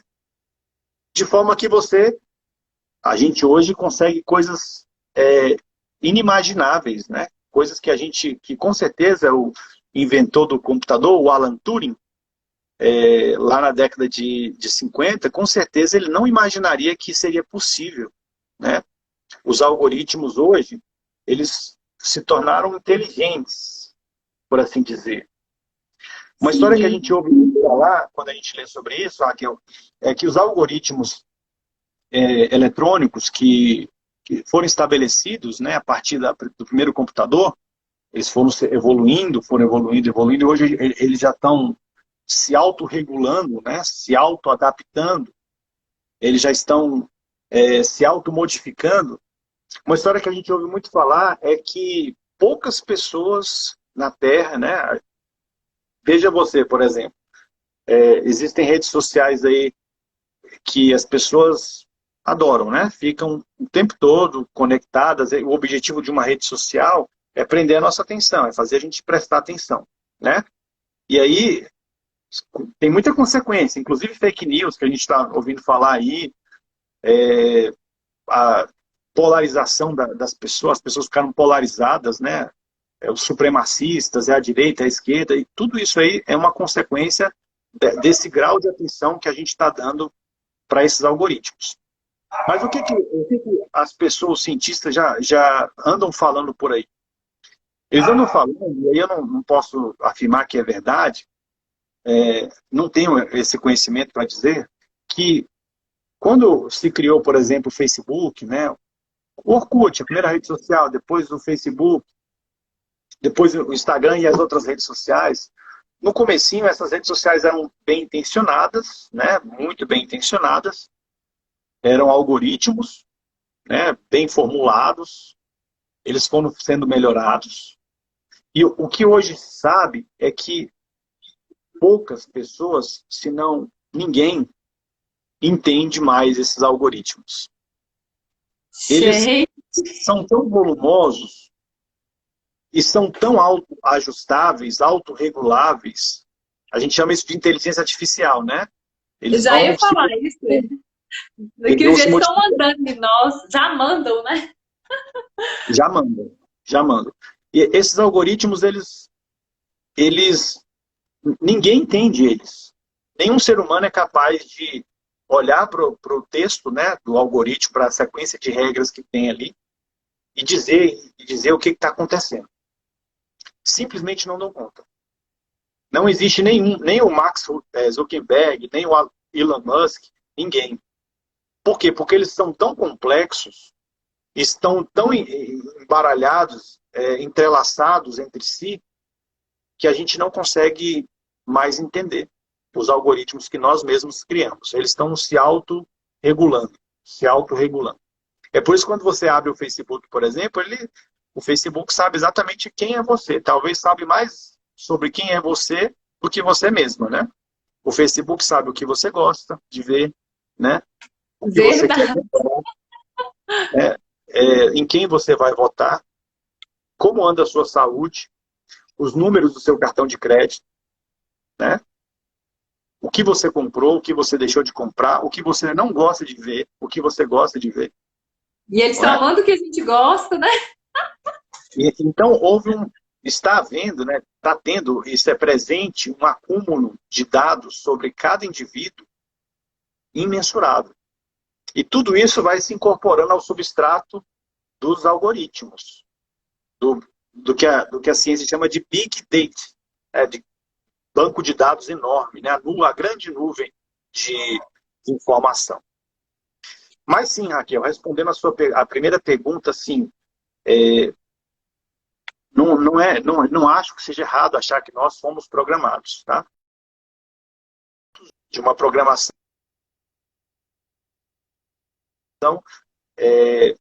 muito inteligente.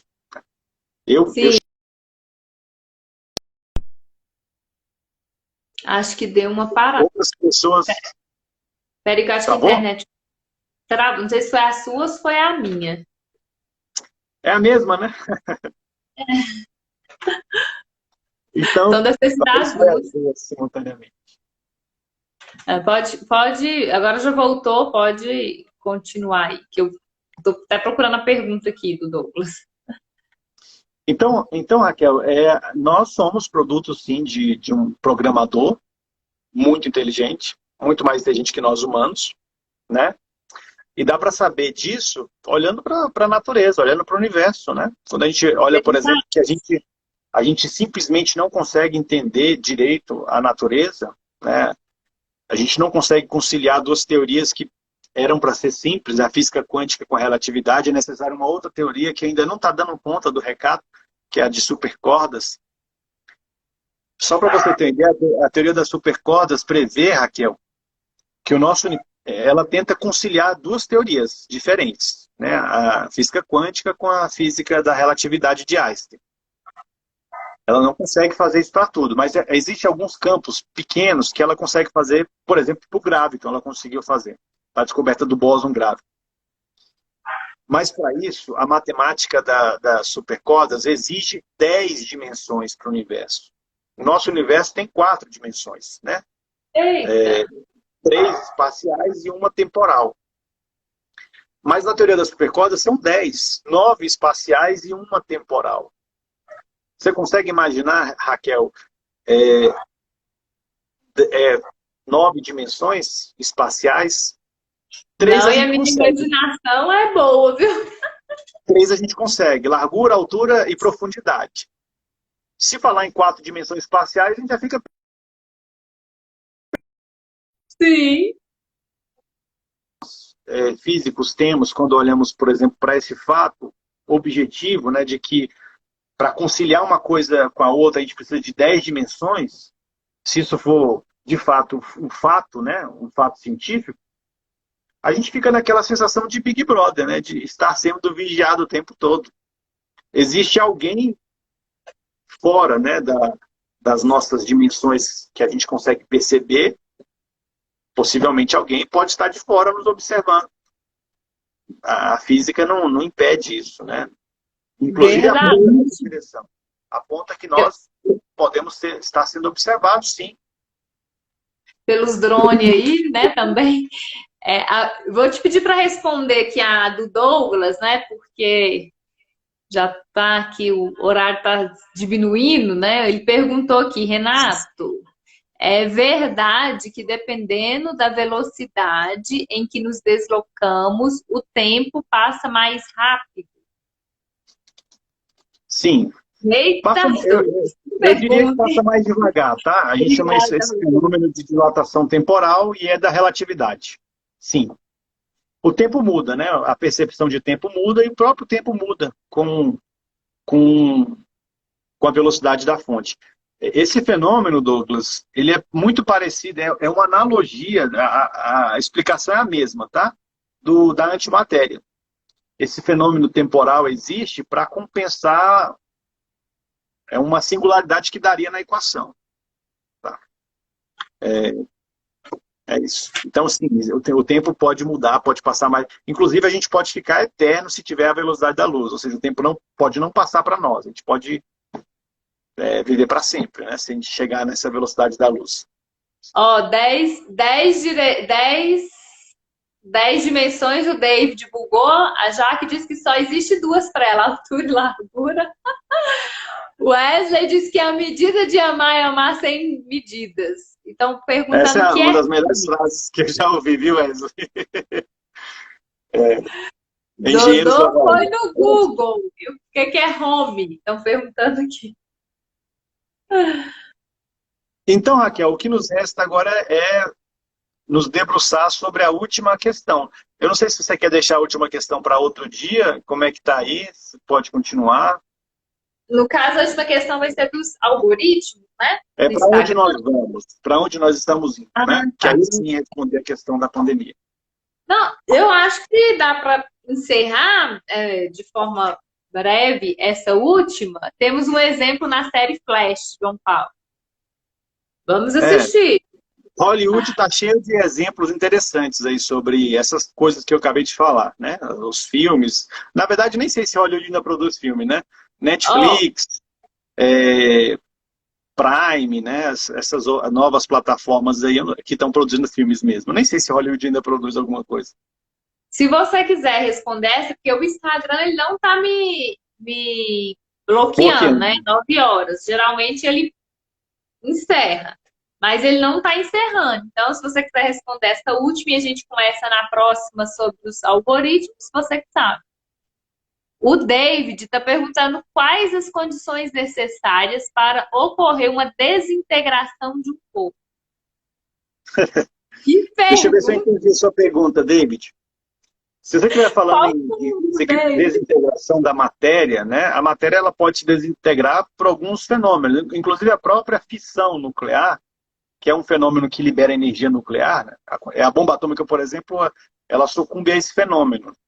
Aí as condições têm a ver com aquelas interações que existem lá dentro do núcleo do átomo, né?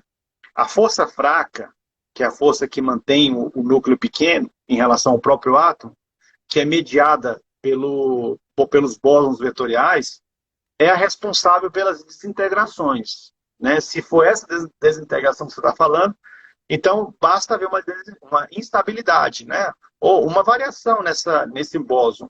Por exemplo, no caso de um núcleo de urânio 238, por exemplo, que já é instável por natureza. Se você bombardeia ele com nêutrons, né, se você faz um nêutron entrar dentro do núcleo a mais, você desestabiliza o que já era instável. E aí você fissura esse núcleo, liberando a energia que estava ali. Repetindo, a energia é a matéria mais a informação. Então, se você rompe a matéria, o resultado vai ser energia e informação, que vai se dissipar no espaço ou se desintegrar. Aí o resultado vai ser um átomo menor, né? Talvez rádio, talvez um átomo radioativo também, tá? O resultado de uma fissão nuclear. Respondeu aí, David? Acho que ele faltou na aula mesmo, já. Então, só para encerrar, Raquel, eu poderia falar sobre o seguinte. Bom, a ideia de algoritmos, né, nos controlando do ponto de vista tecnológico. E algoritmos naturais, né, quando a gente pensa, por exemplo, aí nas leis da natureza, remete a Deus, né? Eu acho que isso é consenso, remete a um programador. Essa história de Deus, a crença ou não crença de Deus, é uma história que a humanidade ela vem enfrentando há muito tempo, né? Ora ela acredita em Deus, ora ela não acredita em Deus, né? Esse é um movimento e esses movimentos, eles são interessantes, porque esses movimentos, eles levam a gente a saltos tecnológicos, né?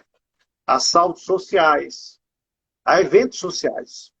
Porque as pessoas passam a acreditar coletivamente e passam a caminhar numa certa direção. É por isso que elas, ao mesmo tempo que podem ser ideologias boas, elas podem também trazer grandes prejuízos para a sociedade. Por exemplo, antes de 1600, 1650, um pouco antes disso, a gente pode dizer que a ideologia dominante no mundo era o teísmo. O que é o teísmo? É a crença que Deus é tudo, né? Acho que todo mundo acredita nisso ainda, né? Acreditamos em Deus como sendo um ser supremo. Mas a ideologia ou a religião teísta, né, acreditava que todos os problemas humanos só seriam solucionados por Deus. Então, para um teísta, Deus era a solução de tudo. Aí, com a ciência, né, com a criação da ciência por Galileu, a criação da física por Newton, essas barreiras foram rompidas. A gente saiu do que a gente chama de teísmo para uma nova ideologia que domina até hoje, chamada de humanismo. O que é o humanismo? É a crença de que nós, humanos, é que vamos dar a resposta a tudo. Então, isso surge até por conta da opressão que a igreja, né, que os pensamentos teístas fizeram nas pessoas, inclusive nos pensadores, nos filósofos, nos cientistas. Quiseram se ver livres, né, dessa dominação religiosa. E aí os humanistas passaram a achar que os humanos dariam conta de tudo. Foi nesse período, né, nesse período de humanismo, que surgiu, por exemplo, a Declaração dos Direitos Humanos na França, as constituições francesas, americana, né, que basicamente declaram o homem como um ser individual, um ser de autodeterminação, direitos, né, um ser que tem livre-arbítrio, que tem poder de decisão. Então, o humanista acredita em tudo isso, que o ser humano é um ser livre, um ser que tem autodeterminação, um ser individual, que é necessário respeitar o individualismo. E agora esses movimentos, essas ideologias acabam sucumbindo, né? O humanismo ele está à beira de uma deteriorização, né? A gente está vendo o enfraquecimento do humanismo e o surgimento de uma nova ideologia mundial. Essa ideologia os cientistas estão chamando aí de dataísmo. E aí, o que seria o dataísmo? Seria a crença de que não Deus, nem os humanos seriam a fonte das respostas, e sim os dados, a informação, ou os algoritmos. E a gente querendo aceitar ou não, esse movimento está forte. Os cientistas de ponta acreditam nisso. É conveniente. Países inteiros, né, governantes, estão acreditando nisso, estão indo nessa direção também. O problema das ideologias é justamente esse. Elas vão levar a humanidade a um caminho, né? A humanidade, ela se comporta em massa. Então, quando os humanistas determinavam as regras, né? A ciência, todo mundo, vamos acreditar na ciência. A ciência, vamos acreditar na ciência. Né? Quando era Deus, é Deus, é Deus, é Deus, todo mundo, vamos acreditar em Deus. Agora, o que eles estão dizendo, né, o que está acontecendo hoje, é a crença nos dados, como sendo a fonte da informação. São os dados que vão dar as respostas para nós. Segundo o movimento dataísmos, a ideologia do dataísmo, o nosso universo, ele consiste num fluxo de dados, e o valor de qualquer fenômeno ou de qualquer entidade é determinado pela capacidade de processamento de dados. Então, nós seríamos mais evoluídos que os cachorros, por exemplo, segundo os dataístas, porque nós conseguimos processar um volume maior de dados. Somos um computador mais moderno, então. Esse movimento vai esbarrar fatalmente nesse fato, né? Aos poucos, nós humanos estamos sendo suplantados por máquinas, né? E essas máquinas, elas, cada vez mais, elas têm tido mais poder, mais capacidade de processar dados. Até o final da década de 2000, né? Nenhum computador era capaz de vencer um homem em um jogo de xadrez, o melhor jogador de xadrez, né? Os computadores tentavam, mas não conseguiam. Hoje é o contrário. Nenhum jogador de xadrez consegue vencer o computador. Verdade. É só um exemplo para você ver que esses algoritmos artificiais, né? Esses algoritmos tecnológicos, da tecnologia, eles aos poucos estão suplantando a nossa capacidade, a nossa identidade, a nossa capacidade de decidir, a nossa tomada de decisão. Acho que minha bateria está acabando aqui, Raquel. Quer ligar aí? Sim. Verdade. Tá gostando da aula, Sandra? Obrigada. Oi, minha xará Raquel, tudo bem? Vou precisar de um carregador. Eduardo, pode pegar, Renata. Essas aulas, não pode faltar essas aulas mesmo, não. Ah, tem uma pergunta aqui boa do Edinaldo também. Vamos fazer essa pergunta, Edinaldo. Deixa só o Renato colocar o carregador. Eu faço a pergunta. Enquanto isso, para quem está aí, continue, que hoje o prêmio vai ser, olha, esse lindo vestido aqui, do ateliê, ó, Flor de Laranjeiras, olha que a Nina está usando ele para vocês verem. E também temos prêmio da Landtech, né? Nós vamos ter hoje uma garrafa e um copinho, ó, final, e um chaveiro. Então, vocês fiquem aí que vai ter prêmio. Se desconta aí de R$600 na compra de uma BlackBerry Born. O Renato já voltou para me fazer a pergunta do Edinaldo. Aí a gente vai encerrar e aí semana que vem não, mas aí na próxima a gente vai voltar, porque eu preciso que vocês entendam o desfecho. Vocês vão amar esse desfecho. Quem chegou depois ou não assistiu a live, não pôde assistir, eu vou deixar gravado para vocês assistirem, para acompanhar, para vocês conseguirem acompanhar o desfecho final. Que tá top. Qual que é a pergunta do Edinaldo, que eu acho que não peguei? Deixa eu voltar aqui, peraí. A pergunta do Edinaldo é, Renato, estava lendo... Gente, vocês estão muito intelectual, hein? Ainda bem que vocês estão me ajudando aí, hein? porque as minhas aulas de física já tem muitos anos. É, coitado do professor. Renato estava lendo sobre combustão humana, onde corpo se queima de dentro para fora. A física explica? Eu assisti um filme assim, Edinaldo. Só que não foi um corpo, né, que queima o núcleo, né? Será que é isso que ele está perguntando? Não sei, né? Sim, a física explica assim, Edinaldo, viu? A termodinâmica dá conta desses processos térmicos aí, A tá física bom? explica tudo, Edinaldo. Sim, explica e explica muito bem. Eu não sei exatamente do que você está falando, Edinaldo, mas só dando um exemplo de um fenômeno que pode ser parecido com esse que você está descrevendo, de um corpo queimar de dentro para fora, a passagem da corrente elétrica, por exemplo, né? Se você leva um choque, dependendo da intensidade do choque, você queima de dentro para fora, porque a corrente elétrica vai passar no interior do corpo. Eu até brinco com os meus alunos, brinco não, falo um fato, né? Quando eu trabalhava na vara criminal, vira e mexe aparecia um cadáver que tinha sido eletrocutado, né? Aí tinha um exame cadavérico e dava para ver claramente o lugar onde a corrente entrava e onde ela saía. E é isso mesmo, é uma queimadura de dentro para fora. Eu não sei se é isso que você está falando, Edinaldo. Além disso, tem outros fenômenos. Eu preciso mais elementos para poder dar uma resposta mais precisa. Mas sim, se é um fenômeno observável, a natureza, a física dá conta desse fenômeno, sim. Tá bom? Tem uma explicação. Depois ele te dá uma aula, viu, Edinaldo? Particular. Ao que o Depois você me dá físico mais detalhes, que a gente comenta sobre isso. Físico geralmente não dá aula particular, viu, gente? Físico cientista não dá, viu? Geralmente eles não dão aula particular. Ai, vamos. Top! A caneca é sua já, que é sua, Rosirene. Daqui a pouco a gente vai ver de quem que é essa caneca.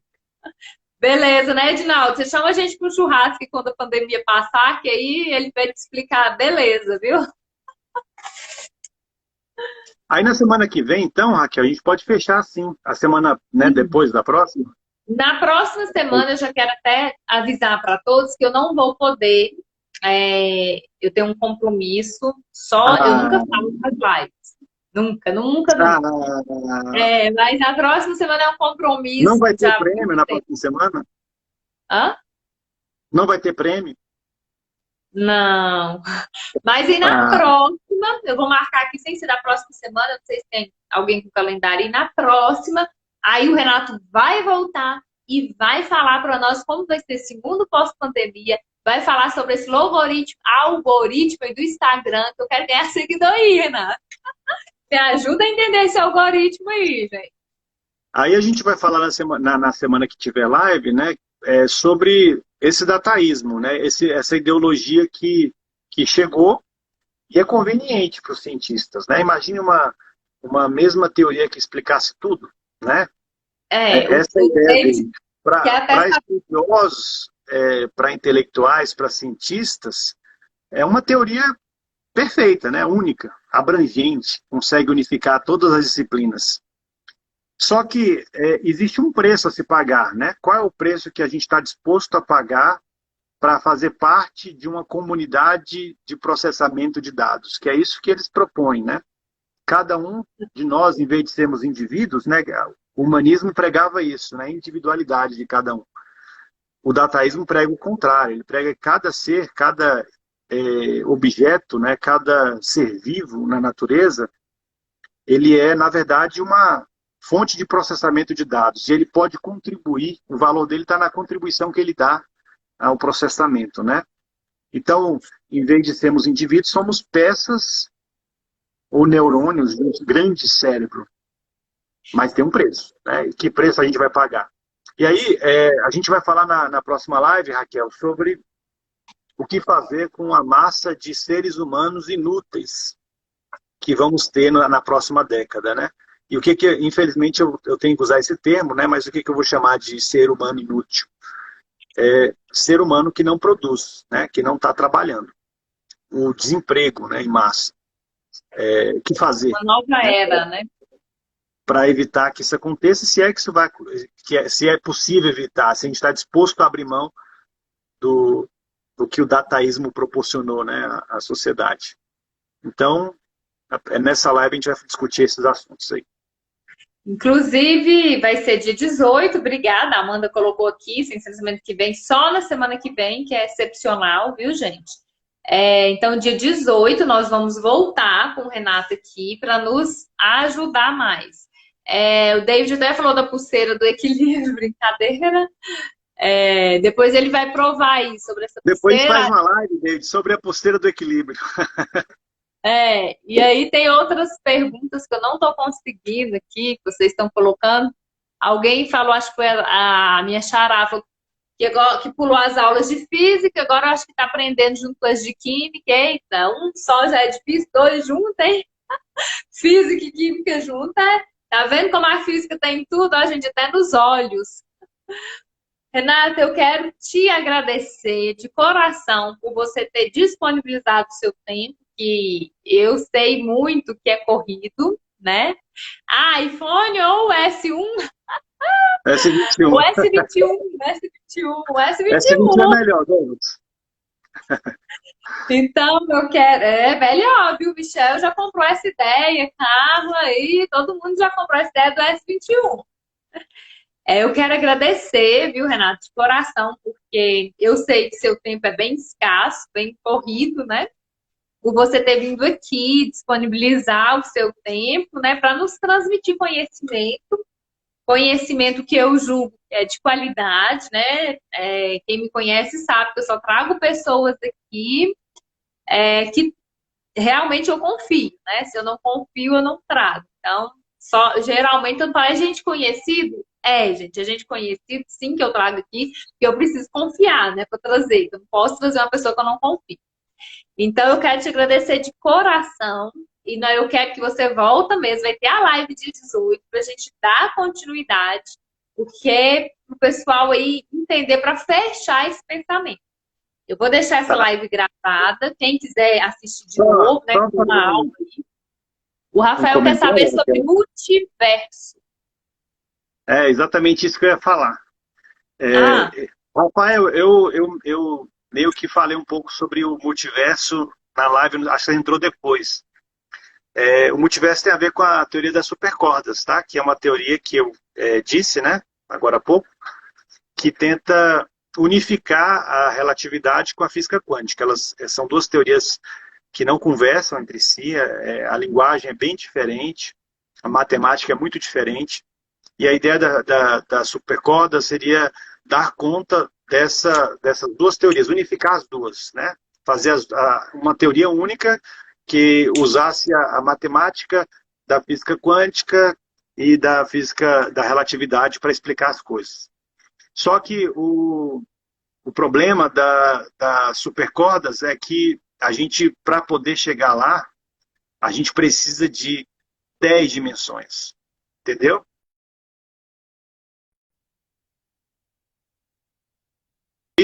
Tem a ver com essas 10 dimensões que as supercordas exigem para existir. Então é isso. Tá? Depois, se você quiser mais detalhes, a gente conversa depois sobre isso. Depois eu quero ver essa casinha aí. Eles estão na chácara, né? Deve estar trabalhando aí na casa da árvore. Que, por sinal, vai ficar linda. Já está linda, né? Renato, então, muito obrigado. Eu quero te agradecer de coração, você ter dado essa aula aí, show de bola. Já tinha muito tempo que eu não tinha uma aula dessa de física, né? Eu até brinco que na aula de física eu perguntava e os professores... entendeu? Entendi tudo. Então, realmente, essa física que você aborda é uma física que deixa a gente curioso, né? É uma física interessante, que a gente quer aprender, quer saber, né? Então, isso é muito legal. Por mais que seja difícil, prende a atenção. Então, acho muito bacana você transmitir a física desse jeito que você transmite. Eu até brinco, você sabe que eu até falo, que depois que eu te conheci, né? Depois a gente conversou algumas coisas de física. Se fosse para mim fazer uma graduação... hoje, a partir de um determinado momento aí, com certeza eu escolheria física, né? Uma segunda graduação aí, eu escolheria física. Eu quase te convenci, né? Mas tem umas paixões aí antes, né? Mas quem sabe a próxima paixão aí, a física esteja aí nesse bolo, né? Tá em tudo, né?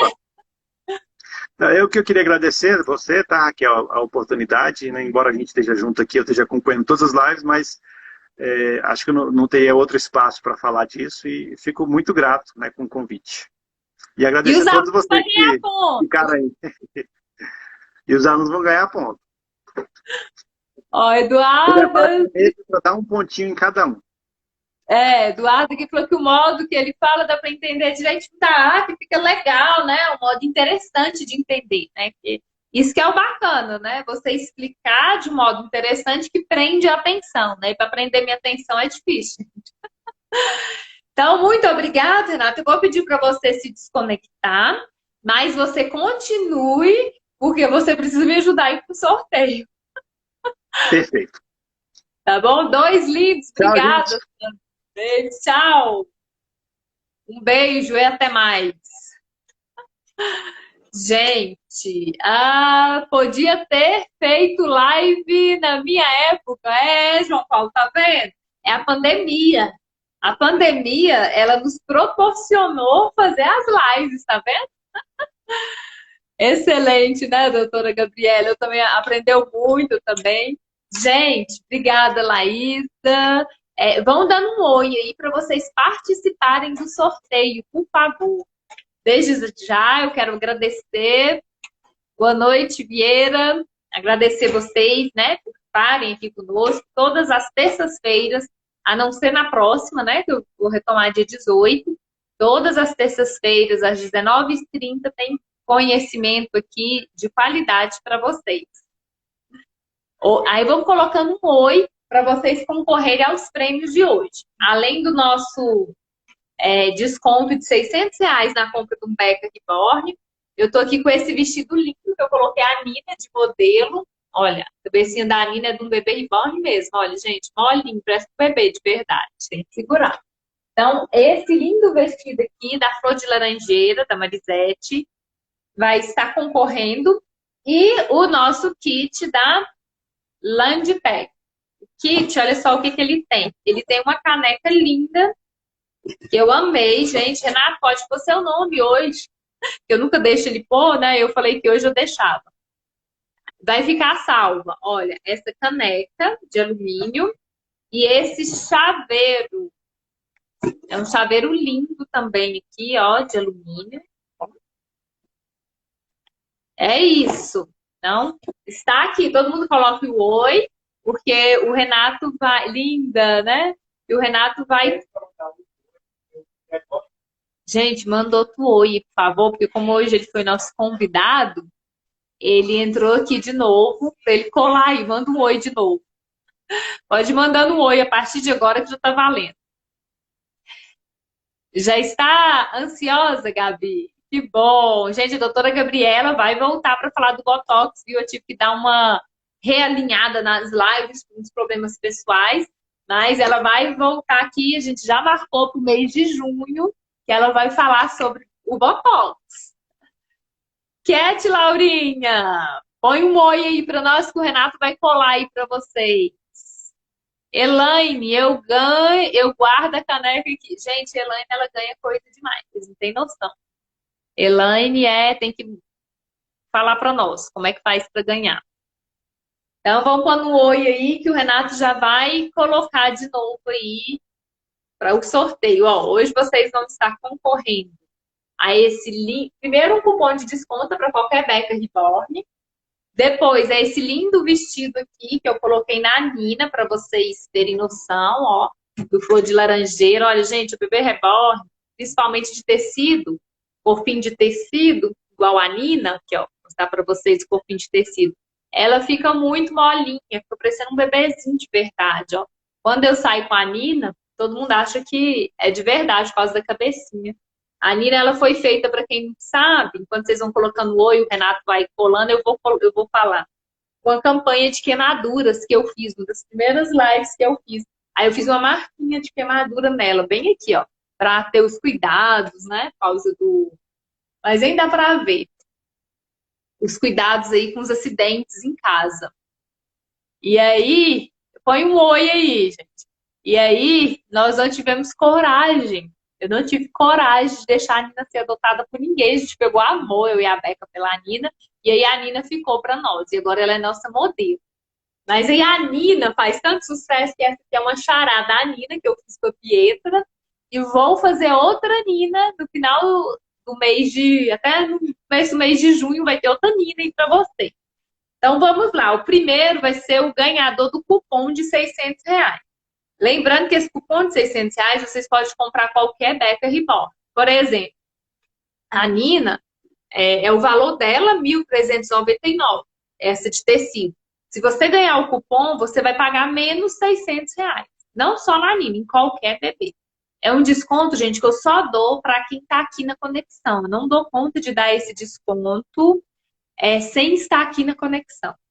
Pois é, a Nina, ela sofreu queimadura, por isso que a gente ficou apaixonada por ela.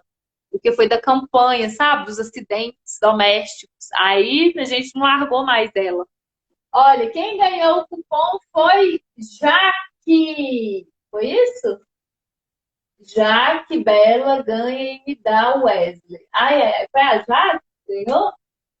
Foi, Jaque. Você ganhou Você quer a caneca, Jaque? Você ganhou um cupom de desconto para comprar uma Beca Reborn, um cupom no valor de R$600, que você pode presentear alguém, caso queira.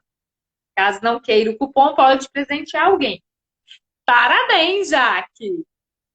E olha, esse vestido agora, que a Anitta está usando, que é do Ateliê Flor de Laranjeiras. O Ateliê Flor de Laranjeiras faz roupas adulto, infantil, vários estilos, né? E esse aqui é um lindo vestido que dá tanto, né, para bebê reborn como para um bebê mesmo. Quem ganhou foi Lorena Ribeiro. Lorena, parabéns! Você ganhou esse lindo vestido aqui do Ateliê Flor de Laranjeiras. Esse vestido que a Nina está usando é seu, Lorena. Parabéns! No final da live eu entro em contato com os ganhadores. Agora o prêmio aqui da Landtech. Vamos ver quem vai ganhar o prêmio da Landtech, que é uma caneca e um chaveiro. Edinaldo! Parabéns, Edinaldo! Bem que você colocou essa caneca e esse chaveiro era seu, hein, Edinaldo?